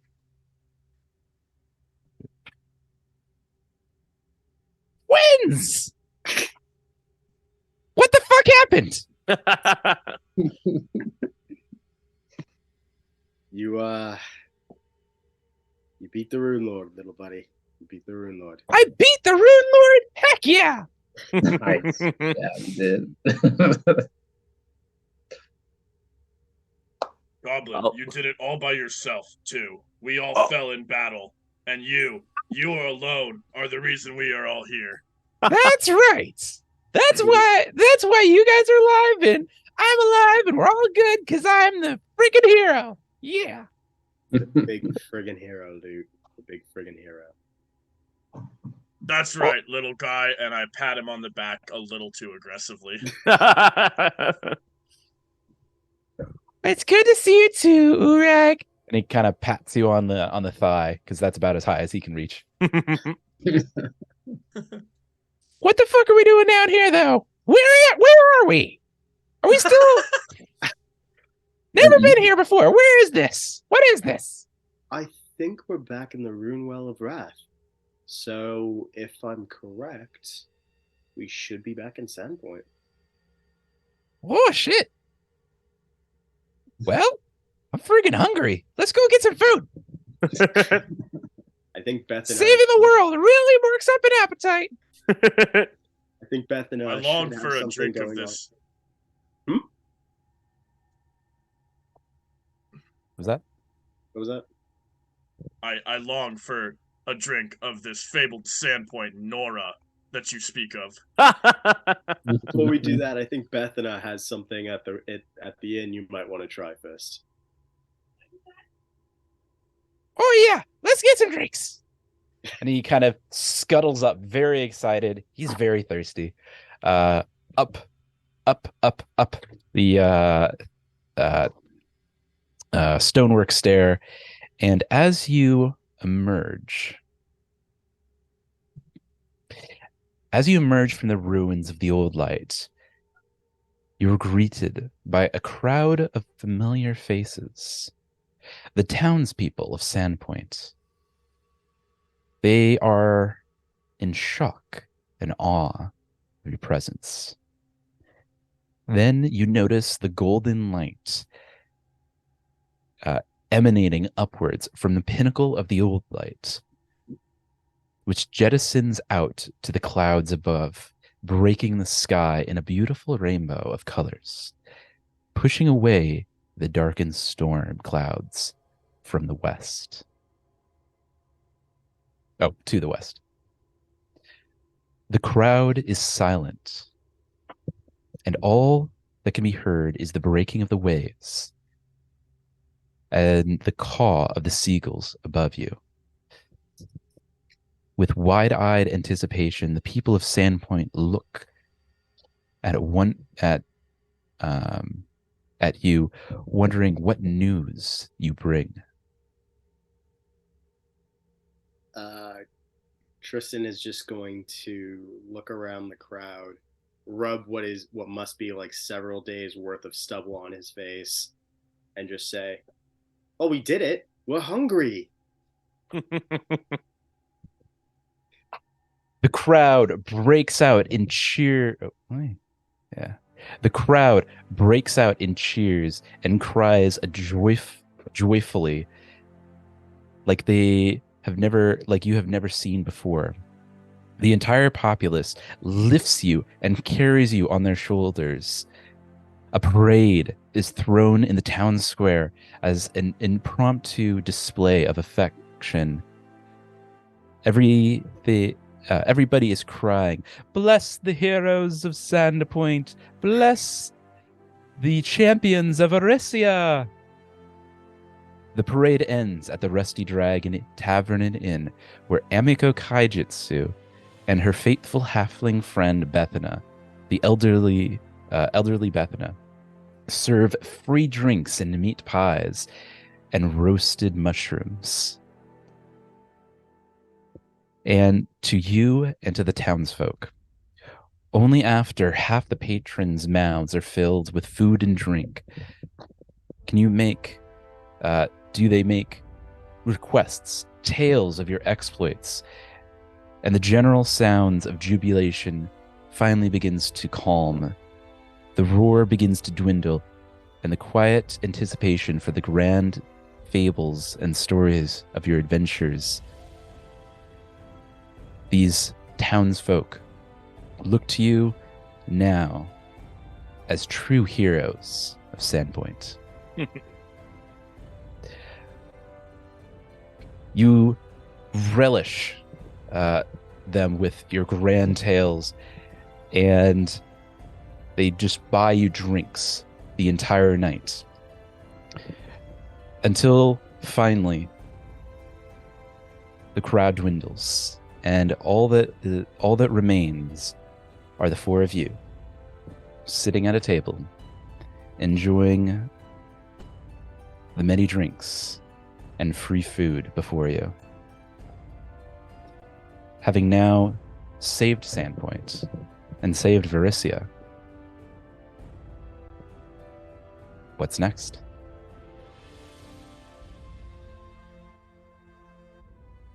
I guess we're doing epilogues now, boys, are we? I'm curious. I'm curious for epilogues. Did we? Was there any sight of our other friends other than what we saw on our way through the tunnel? No. But despite that, you have a good feeling that they're somewhere safe. Cool.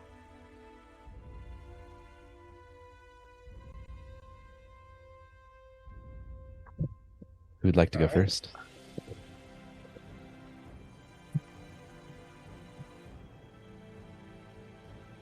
Why don't we start with Urag? Oh yeah. Fair enough. Fantastic. Ureg throws back probably the 40 or 50th drink of the evening and holds up one more, says, "Oh, it's been a pleasure. Gentlemen, But I have somewhere to be. And he slams it back, and then pukes all over the floor, and then stands up and grabs his axe and walks out the door. Turns back around just long enough to thrust his axe to the sky and say, "Do great things. I'll see you all in hell." And then turns and departs. And then this is kind of just a little jump cut of the next.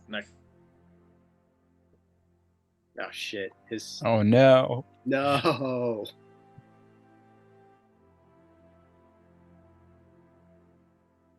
Oh, Give please him- don't. May the gods shine on. Ugh. Not now. Not We now. all made it out alive. We even brought the other ones back. Oh, he's back. He's back. You're back. Yeah, you cut out, dude. Urag? You hear me now? Yep. Yeah, we Yes. can hear you now, bro. Yeah, you can hear me now? Okay. Mhm. Yes. Cool. Ureg marches through the wastes of the Forgotten Lands as he walks towards where he knows the portal to hell to be. He travels days and days, climbing over mountains, trekking through mud, sleeping in literal shit when times require it, but he marches onward anyhow. We see him arrive at the gate. He puts this key into the portal. Gives it a mighty turn.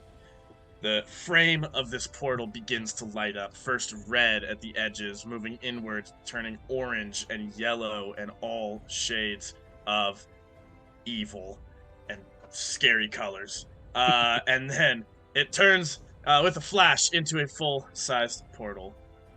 Ureg takes a deep breath and mutters to himself, "I'm coming for you," and then takes a step into the portal. Fast forward a ways, and Ureg marches towards the palace where he lost him, dragging behind him a chain of heads, severed heads, looking all sorts of devilish fiends, everything from the smallest of imps to the largest of giants, dragging in a chain behind him. He approaches the palace door and gives it a mighty kick. As he does, he flings Instant vinegar. No. We'll give him a minute here. For it. He flings. He flings this rope of heads forward, and we follow. The camera follows the heads as they fly through the sky and land on the ground, right at the feet of a massive throne. The throne of, and Marshall, correct me if I'm wrong, Archduke something. Archduke Furcus. Archduke Furcus. Thank you. As this amalgamation of heads of hell land at the feet of Archduke Furcus. With that, we see him stand up, and then Ureg and him both raise their weapons. The screen fades to black, and you hear miscellaneous sounds of battle, and then we cut back to a shot of Ureg slamming his axe into the back of Archduke Furcus's neck, severing his head from the body, reaching into his pocket and pulling out a small orb. He takes one look at the orb, and he knows, yes, I've found you. And then, not really knowing what to do with this, he swallows it, hoping that works. He feels no different at first, but commences on his way through hell, when suddenly a voice in his head calls out, "I knew you'd come back." And Ureg reaches into his pocket and says, "I brought you this." And it is indeed the dead rabbit that Taco Cat had left at the Sandpoint house.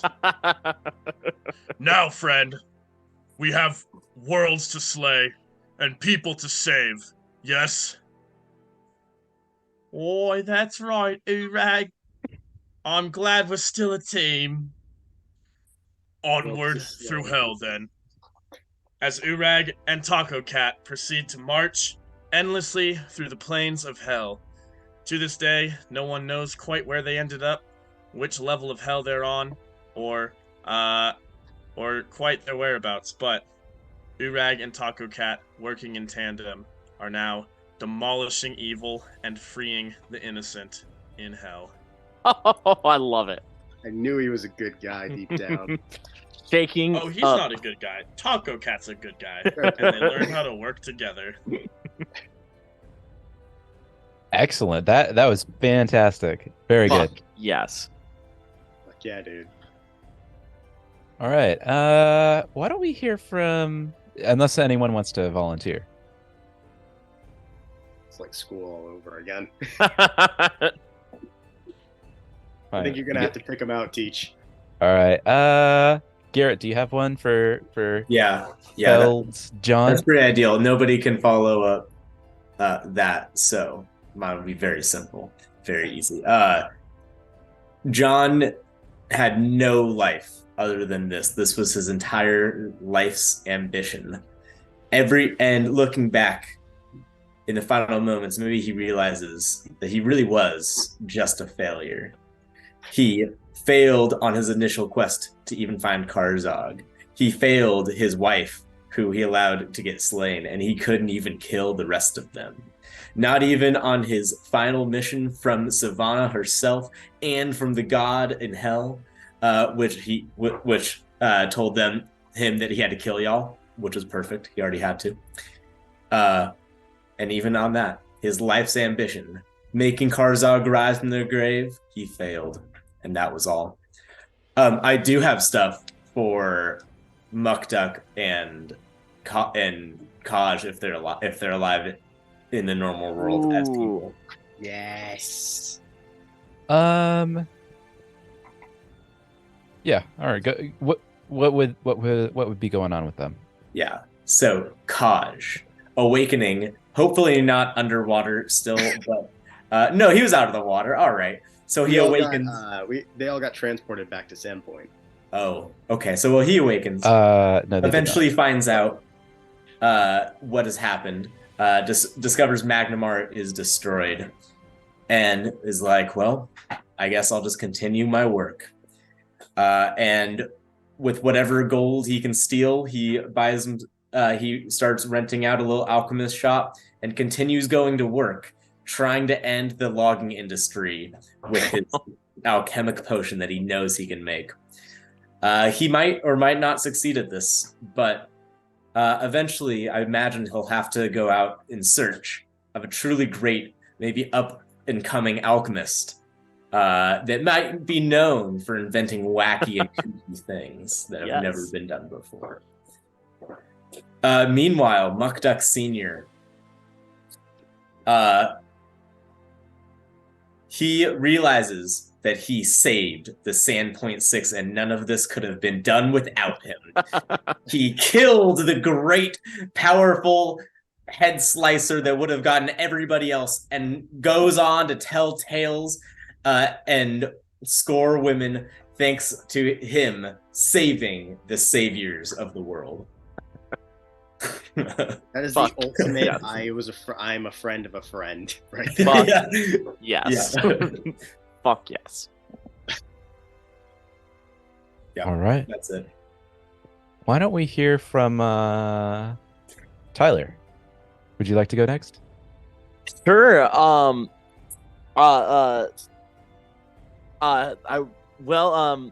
you want me to go first so you can feed in?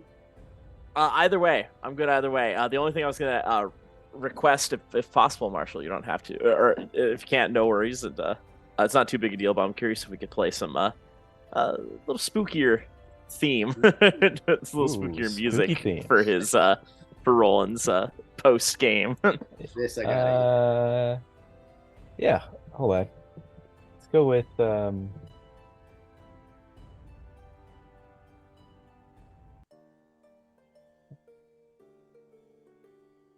something like this. Yeah. All right. Go for it. Right. Before Roland leaves, the rusty dragon, he turns to those who are left behind and asks, who would like to go on one last journey? Tristan's gonna drum his fingers against the table, look at Roland, and reach for Nemesis and his newly acquired Greed Blade. Kind of fashion a makeshift Geralt of Rivia dual back scabbard. Throw both swords over his shoulder and say, I think I might have one more in me. It takes all of Roland's asshole-ish strength to not call Anthar elf. It turns to Anthar. Anthar. You may, if you need help, I'll help you out. Only if you're interested. You can call me anytime you need, if you absolutely need it. All right, I may call upon your services in the future. Tristan, shall we? We shall.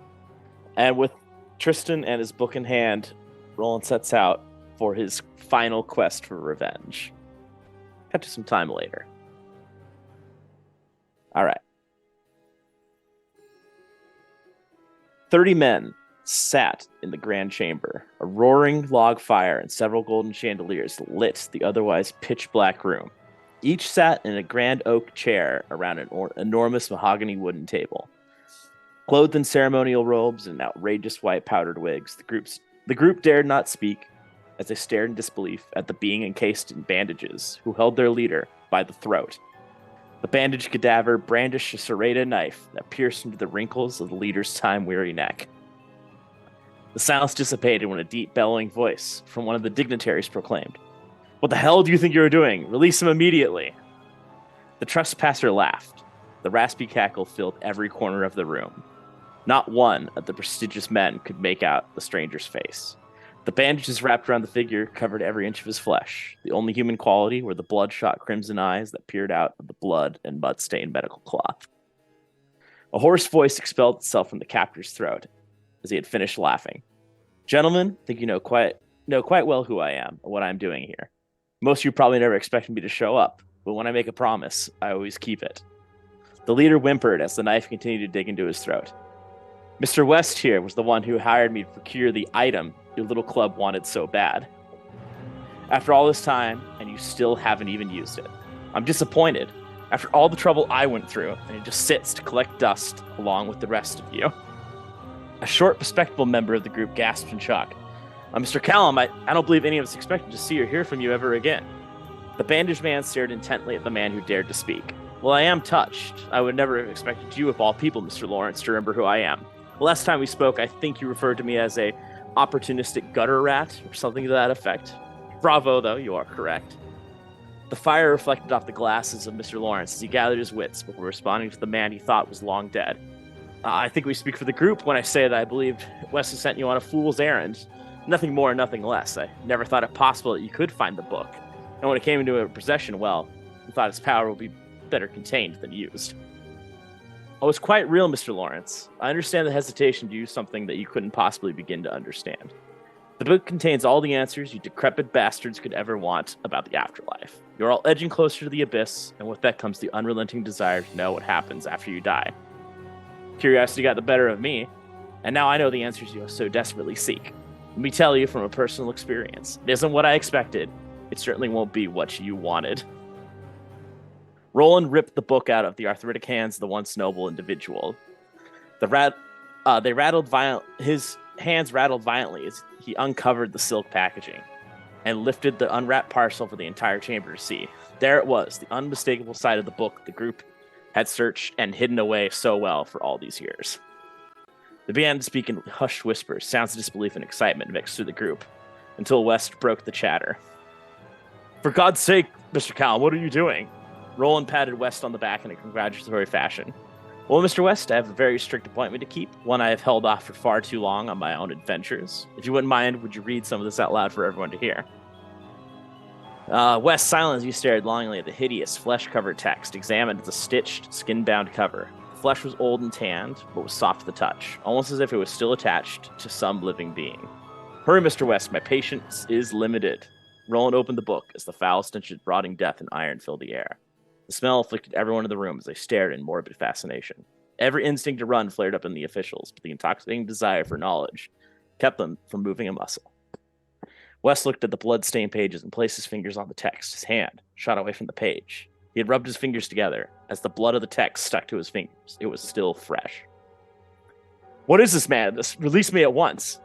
Why must you struggle, Wes? There really is no need. This book has the answers you have been so desperately seeking. Now read the goddamn book. The knife cut deeper into Wes' throat. Don't tempt me.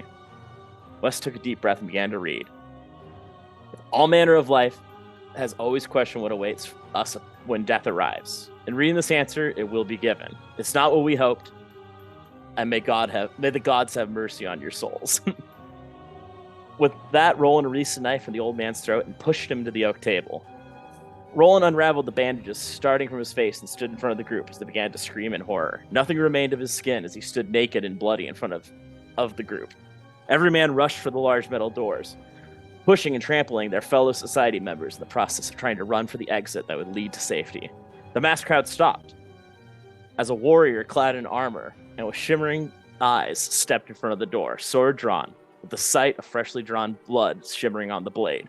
The only source could be from the guards on the other side of the door. The group screamed, only for their fear and frustration to bounce off the stony walls. Roland chuckled to himself at the sight of these men running like cattle toward the slaughterhouse, not knowing they cannot escape. There is no escape from them. Thank you kindly, Mr. Bayard. Noticing a lone hand-rolled cigarette laying on the table, he grasped it calmly and walked over to the fireplace. He had plunged his fist into the roaring fire and pulled it out of the flames with a freshly lit cigarette. He took a long drag from the brandless smoke before exhaling a great white cloud. He walked back to the head of the table and glanced at Wes, who sat on the stone floor. He had been unlucky in his attempt to escape and had been trampled in the chaos. A bone was protruding from his leg, and he shouted wild curses. His ramblings subsided as he coughed up a fresh pool of blood onto the floor. Roland crouched down and looked Wes straight in the eyes. He drew from the cigarette and blew a long stream of smoke into Wes' face. Before standing, Roland grabbed a pin from his suit. The pin was a small gold crest with a bloody red hand protruding from a shield. Roland wiped the blood from the pin of his former employer's suit jacket, stuck it straight into his own pink and veiny chest. A violent gust of wind rushed through the room and extinguished all light from the chamber. Darkness swallowed them whole, and there was nothing but silence. Suddenly, a bright white light shone through the cracks in the stone near the back of the chamber. Every man turned to face the dim light protruding through the natural breaks in the stonework. The light expanded and covered the entirety of the brick wall. The room began to shake violently as the stones pulled themselves apart to make an arched doorway. The crowd now faced the impossible door and the light that revealed nothing about what lay beyond it. 4 beings walked out of the lighted archway and into the stone chamber. They were tall and lanky with the look of charred human bones. There was something innately inhuman about them. They were formless, sexless, and without any defining features, except for the pulsating pink sack of flesh that hung from where the mouths on a human body would be located.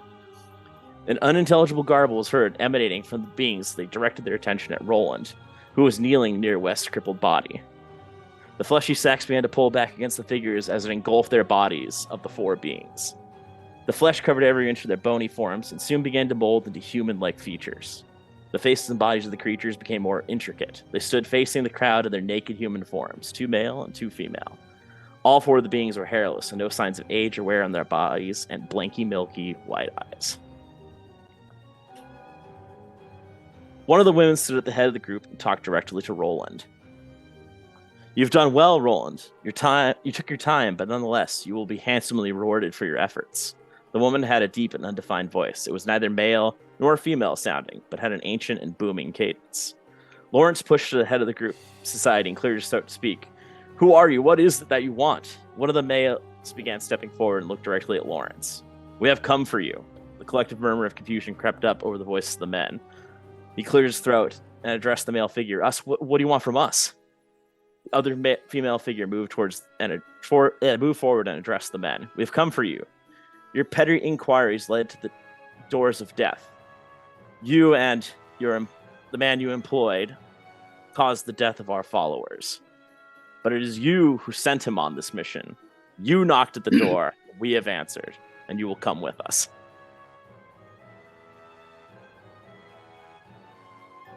One of the members moved towards the group, in a demanding tone yelled out, "Why in the hell would we do that?" The other male walked over and grabbed the man's face with both hands. His face slowly began to melt as he screamed into agony. Heaven, hell, those are just tales you tell yourselves in order to comfort your own mortal souls. What lies beyond is an infinite amount of possibilities. By reading from the book, doing what you have done, you have summoned us, and thus you have chosen your path.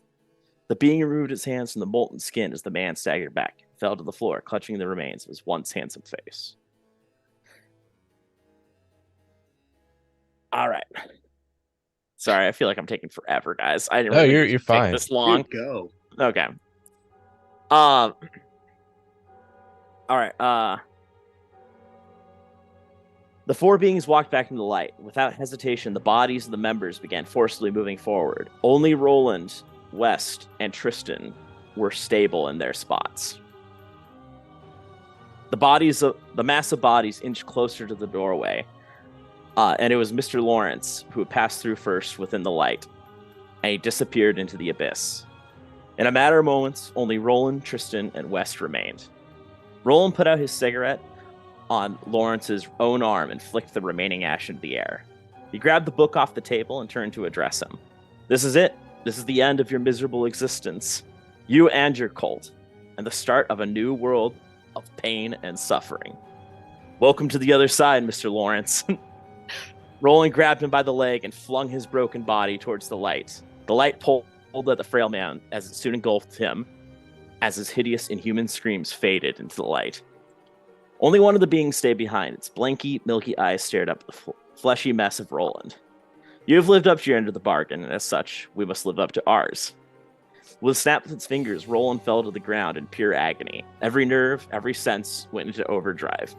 The pain of rebirth lasted so long that soon enough it turned into pure ecstasy. Roland looked at his naked body as slowly his flesh began to reform. Starting in his fingers, his nails grew back in. His skin whipped and spinned itself around his sinewy remains. In a matter of minutes, the being had granted him his greatest wish. Roland was whole again. Skin, hair, nails, and all senses took form once again. As Roland took a look at his long-lost form, he grinned from ear to ear. Looking up, he found the being looking down on him as he opened its lips to speak. "The book is yours now. Guard it with your life, Mr. Callum, or we will return to take what was once ours." Before he could open his mouth to speak, the being walked back into the doorway. Within an instant, the light disappeared along with the doorway. The stones moved back into place and were once again still. It was hopelessly empty. Not even the smell of death lingered. The only sign of life, other than Roland and Tristan, was a faint scream that crept through the cracks in the rock before it was quickly erased from existence. And that is where I'm going to cut off Roland's story and pass the torch to Tristan. Well done. I'm Damn. so sorry. That was a long Very ass well done. read. No, Dude, if it makes you feel any better, I'm probably not going to do much better. So, That was. with It that, may have intro been a in long mind- read, but it was a damn good listen. Awesome. I'm glad. Oh, Thank you guys. Sorry.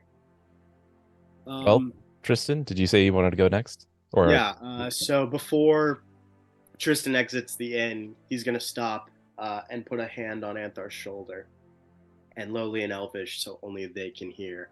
Actually, lowly and celestial, so that only they can hear.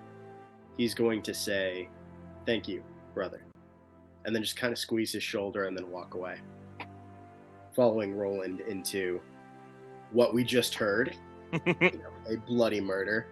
And once that knife work is done, Tristan, utilizing the power vacuum of the many nobles and military commanders slain during the conflict of the Runelords, because we didn't resurrect those motherfuckers, takes the advantage in terms of politicking and power to secure himself a very powerful position amongst the nobles of Magnamar, strengthening, improving, and modernizing not only the defenses and the trade routes, but also the infrastructure and economy to win the loyalty of the people of Magnamar and the surrounding lands, stretching from the city itself, but also to the newly fortified sandplains. Eventually, he consolidates enough power to rule the city in all but name, and that will lead to a time skip of about 5 years from the defeat of Karzog, but 7 years since our knight errant stepped off the boat. He looked to the distance, eyes like mercury taking in the horizon line beyond the lands he had subjugated with both silver and steel. He had traveled these lands once, a wandering, penitent knight errant atop a steady warhorse with a simplistic understanding of the world and faith in those who ruled. How young he had been then. Young and naive. His adventures had taken him many places since he first beheld Magnamar, and he had lost many friends since then. There were times when he thought of them now that they had scattered to the winds. What Outremer would say regarding what he had become, if Kodge would attempt to lead a resistance against him in the way the furry creature had done against the logging industry, if Raptor would have remained at his side or vanished once his unknown task was complete, if Lute would have rushed about his court nattering on incessantly about the shinies and his innumerable children. The High Lord of Magnamar chuckled as he recalled his friends, then glanced at Nemesis, the hand-and-a-half sword he had carried so long ago. The leather of her grip faded, her steel deep gray and dull, the runes along her length barely luminescent, and the obsidian rose on her pommel muted, little more than the relic of a bygone time adorning the wall above his fireplace. It had only been 5 years since they had slain Karzog, and 7 since he and a band of assorted misfits had formed the titular Sandpoint Six, but it felt as if 20 had passed. His face remained unaffected by the ravages of time. He still appeared to be a man in his late 20s, and if Bro, the old man from Sandpoint, was to be believed, he would retain his youthful appearance for some centuries. In fact, he was counting on it. He had been careful not to call himself king in order to maintain the illusion that Magnamar continued to be a free city. But the council and all its members were little more than subordinates to the newly established Princeps Dominus. This power was supported by his mysterious advisor. Some claim that he had 1,001 eyes, and that the only reason the Thieves Guild was so docile in the city was because they had bent the knee and fell under the command of the High Lord's trusted bloody hand. He had to admit, the fear and the rumors did much to solidify his rule, and of his former companions, only Roland had really understood what he had become. Both of them had been the pawns of men who had fancied themselves powerful, when in truth, they were pissants, small-minded sentients with no idea what true power was. They had learned the true definition of might when his gray banner bearing his crest of the Black Rose had quickly risen across the land. But he was not a malicious overlord. He had improved the lives of his citizens, earned their loyalty and love through benevolence as well as fear. His legions were not only for those who would dare attempt and attack his people, but also a deterrent for the dregs of society that had not agreed to readily serve him. Banditry, outlaws, none of them could outrun his justice. And through this, his people had peace. "You summoned me, your highness," a voice said, breaking him from his reverie. The High Lord turned. "I did, High Commander. I understand the war fleet at Sandpoint has finally been assembled and 10 legions have mustered at the coast." "They are, my lord. But if I may, why are we mobilizing our legions? We've not needed an expeditionary force since you became Princess Dominus. No need to mince words, Commander. We know that I am a king in all but name, from peasants to those peons on the council, as much as it rankles the pride of those useless old men. My king, why are we assembling an army? Why raise the sable rose if there is no foe to fight? No one would threaten us, and none have the strength to. Tristan of the most noble house Bayard, Princess Dominus of the freeholds of Magnamar, rider of the Blue Dragon Stormbreaker, whom men called the Sable Lord, turned then, fixing the other men with cold, sharp eyes that made the High Commander fidget slightly. "We have not raised the sable rose of the Princeps Dominus, Commander. My legions bear the dragon banner." Tristan straightened to his full height, his white griffin feather mantle shifting to reveal a magnificent set of adamantine armor with silver inlay burnished bright. The legendary sword he had pried from the fingers of Karzog's champion reforged to better suit his hand, and sheathed in an exquisite black scabbard decorated with jet and egg-sized moonstones. The High Commander knew that the only accoutrements missing were a shield of mithril polished to a mirror sheen, and a conical black helmet decorated with stylized silver dragon wings that swept back from the king in all but name's face, giving him the appearance of a dread lord of war.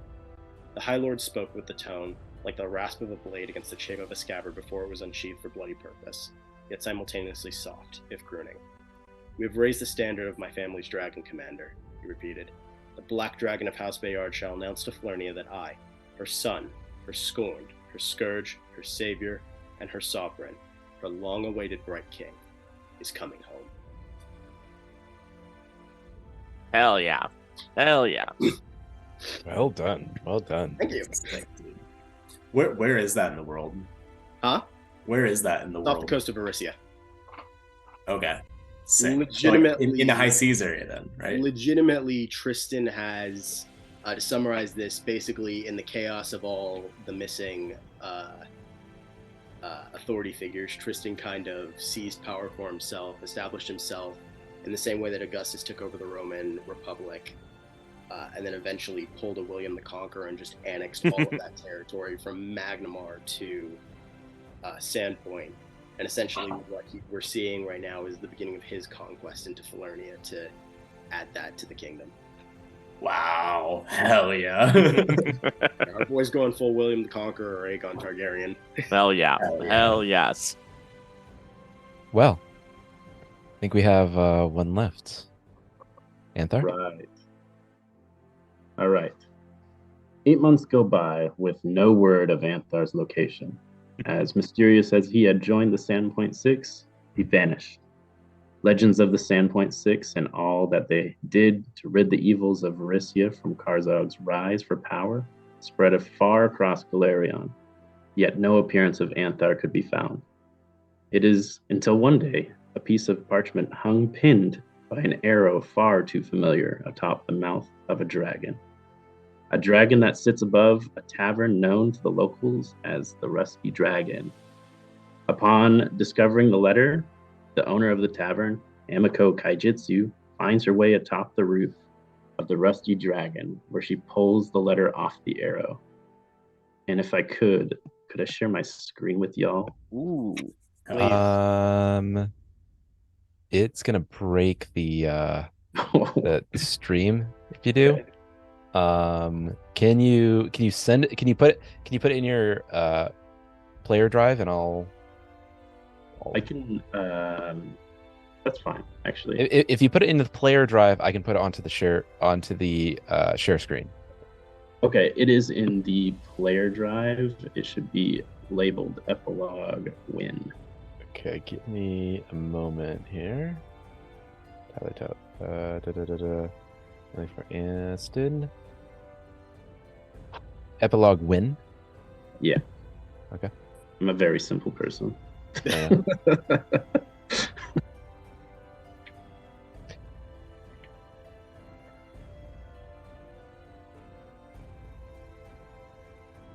And are you just trying to share that image? There's a couple images, so be careful with your scrolling, especially towards the end. Okay. Hold on a second.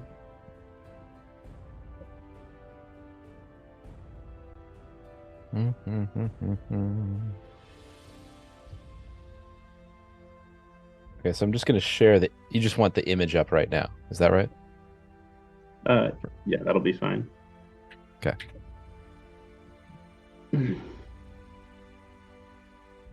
Okay, image is up. Cool. Is it? Ooh. Oh, It's on the there it share is. screen. Oh, there it is.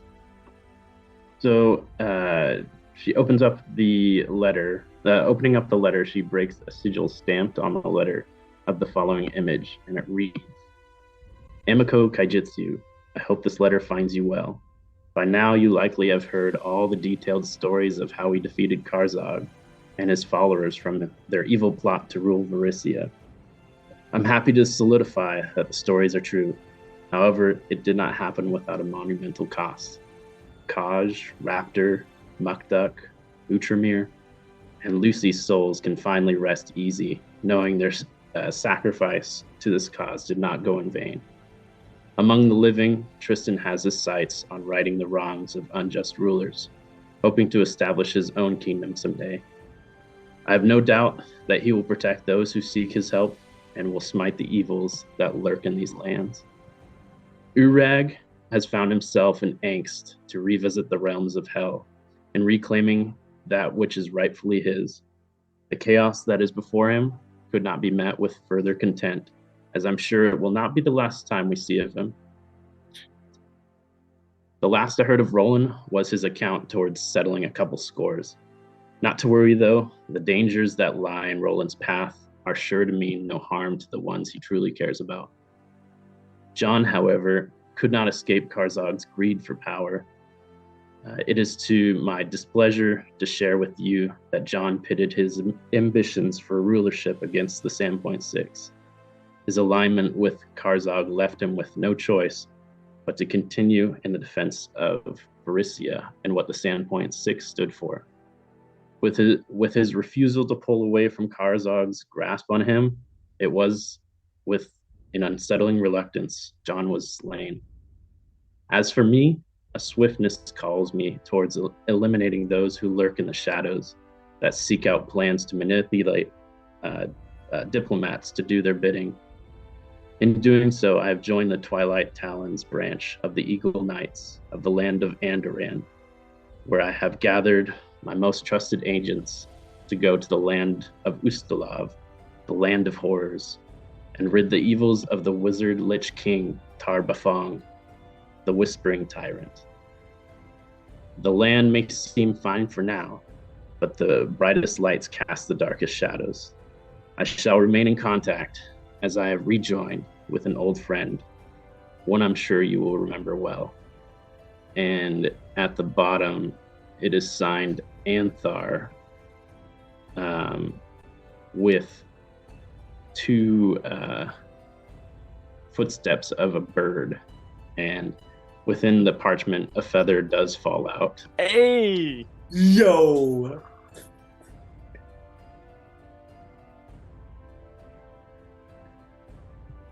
It's fucking Robin, boys. Found Robin. That'd be it for Ah. Anthar.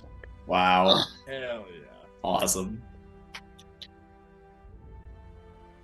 Bravissimo. Well, with that, does anyone have any final words they wish to say? I wish I had, if he's okay, I wish I had something for Outremer, but alas, I think that if he is alive and well, that tale is for another time. I'm not sure if you have anything. Anyone else has anything for any Raptor. fallen characters? None that come. Raptor opens his eyes. Raptor opens his eyes in a lovely little field beneath a tree. And he gives him a big little rub and a big stretch and a big yawn, like he just woke up from the nicest nap he's ever taken. And says, "Oh me, I've forgotten what my own voice sounds like. It's been so long."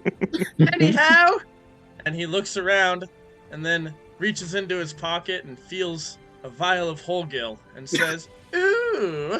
And then the camera pans up as Raptor just slams a vial of Holgill in a lovely little pasture.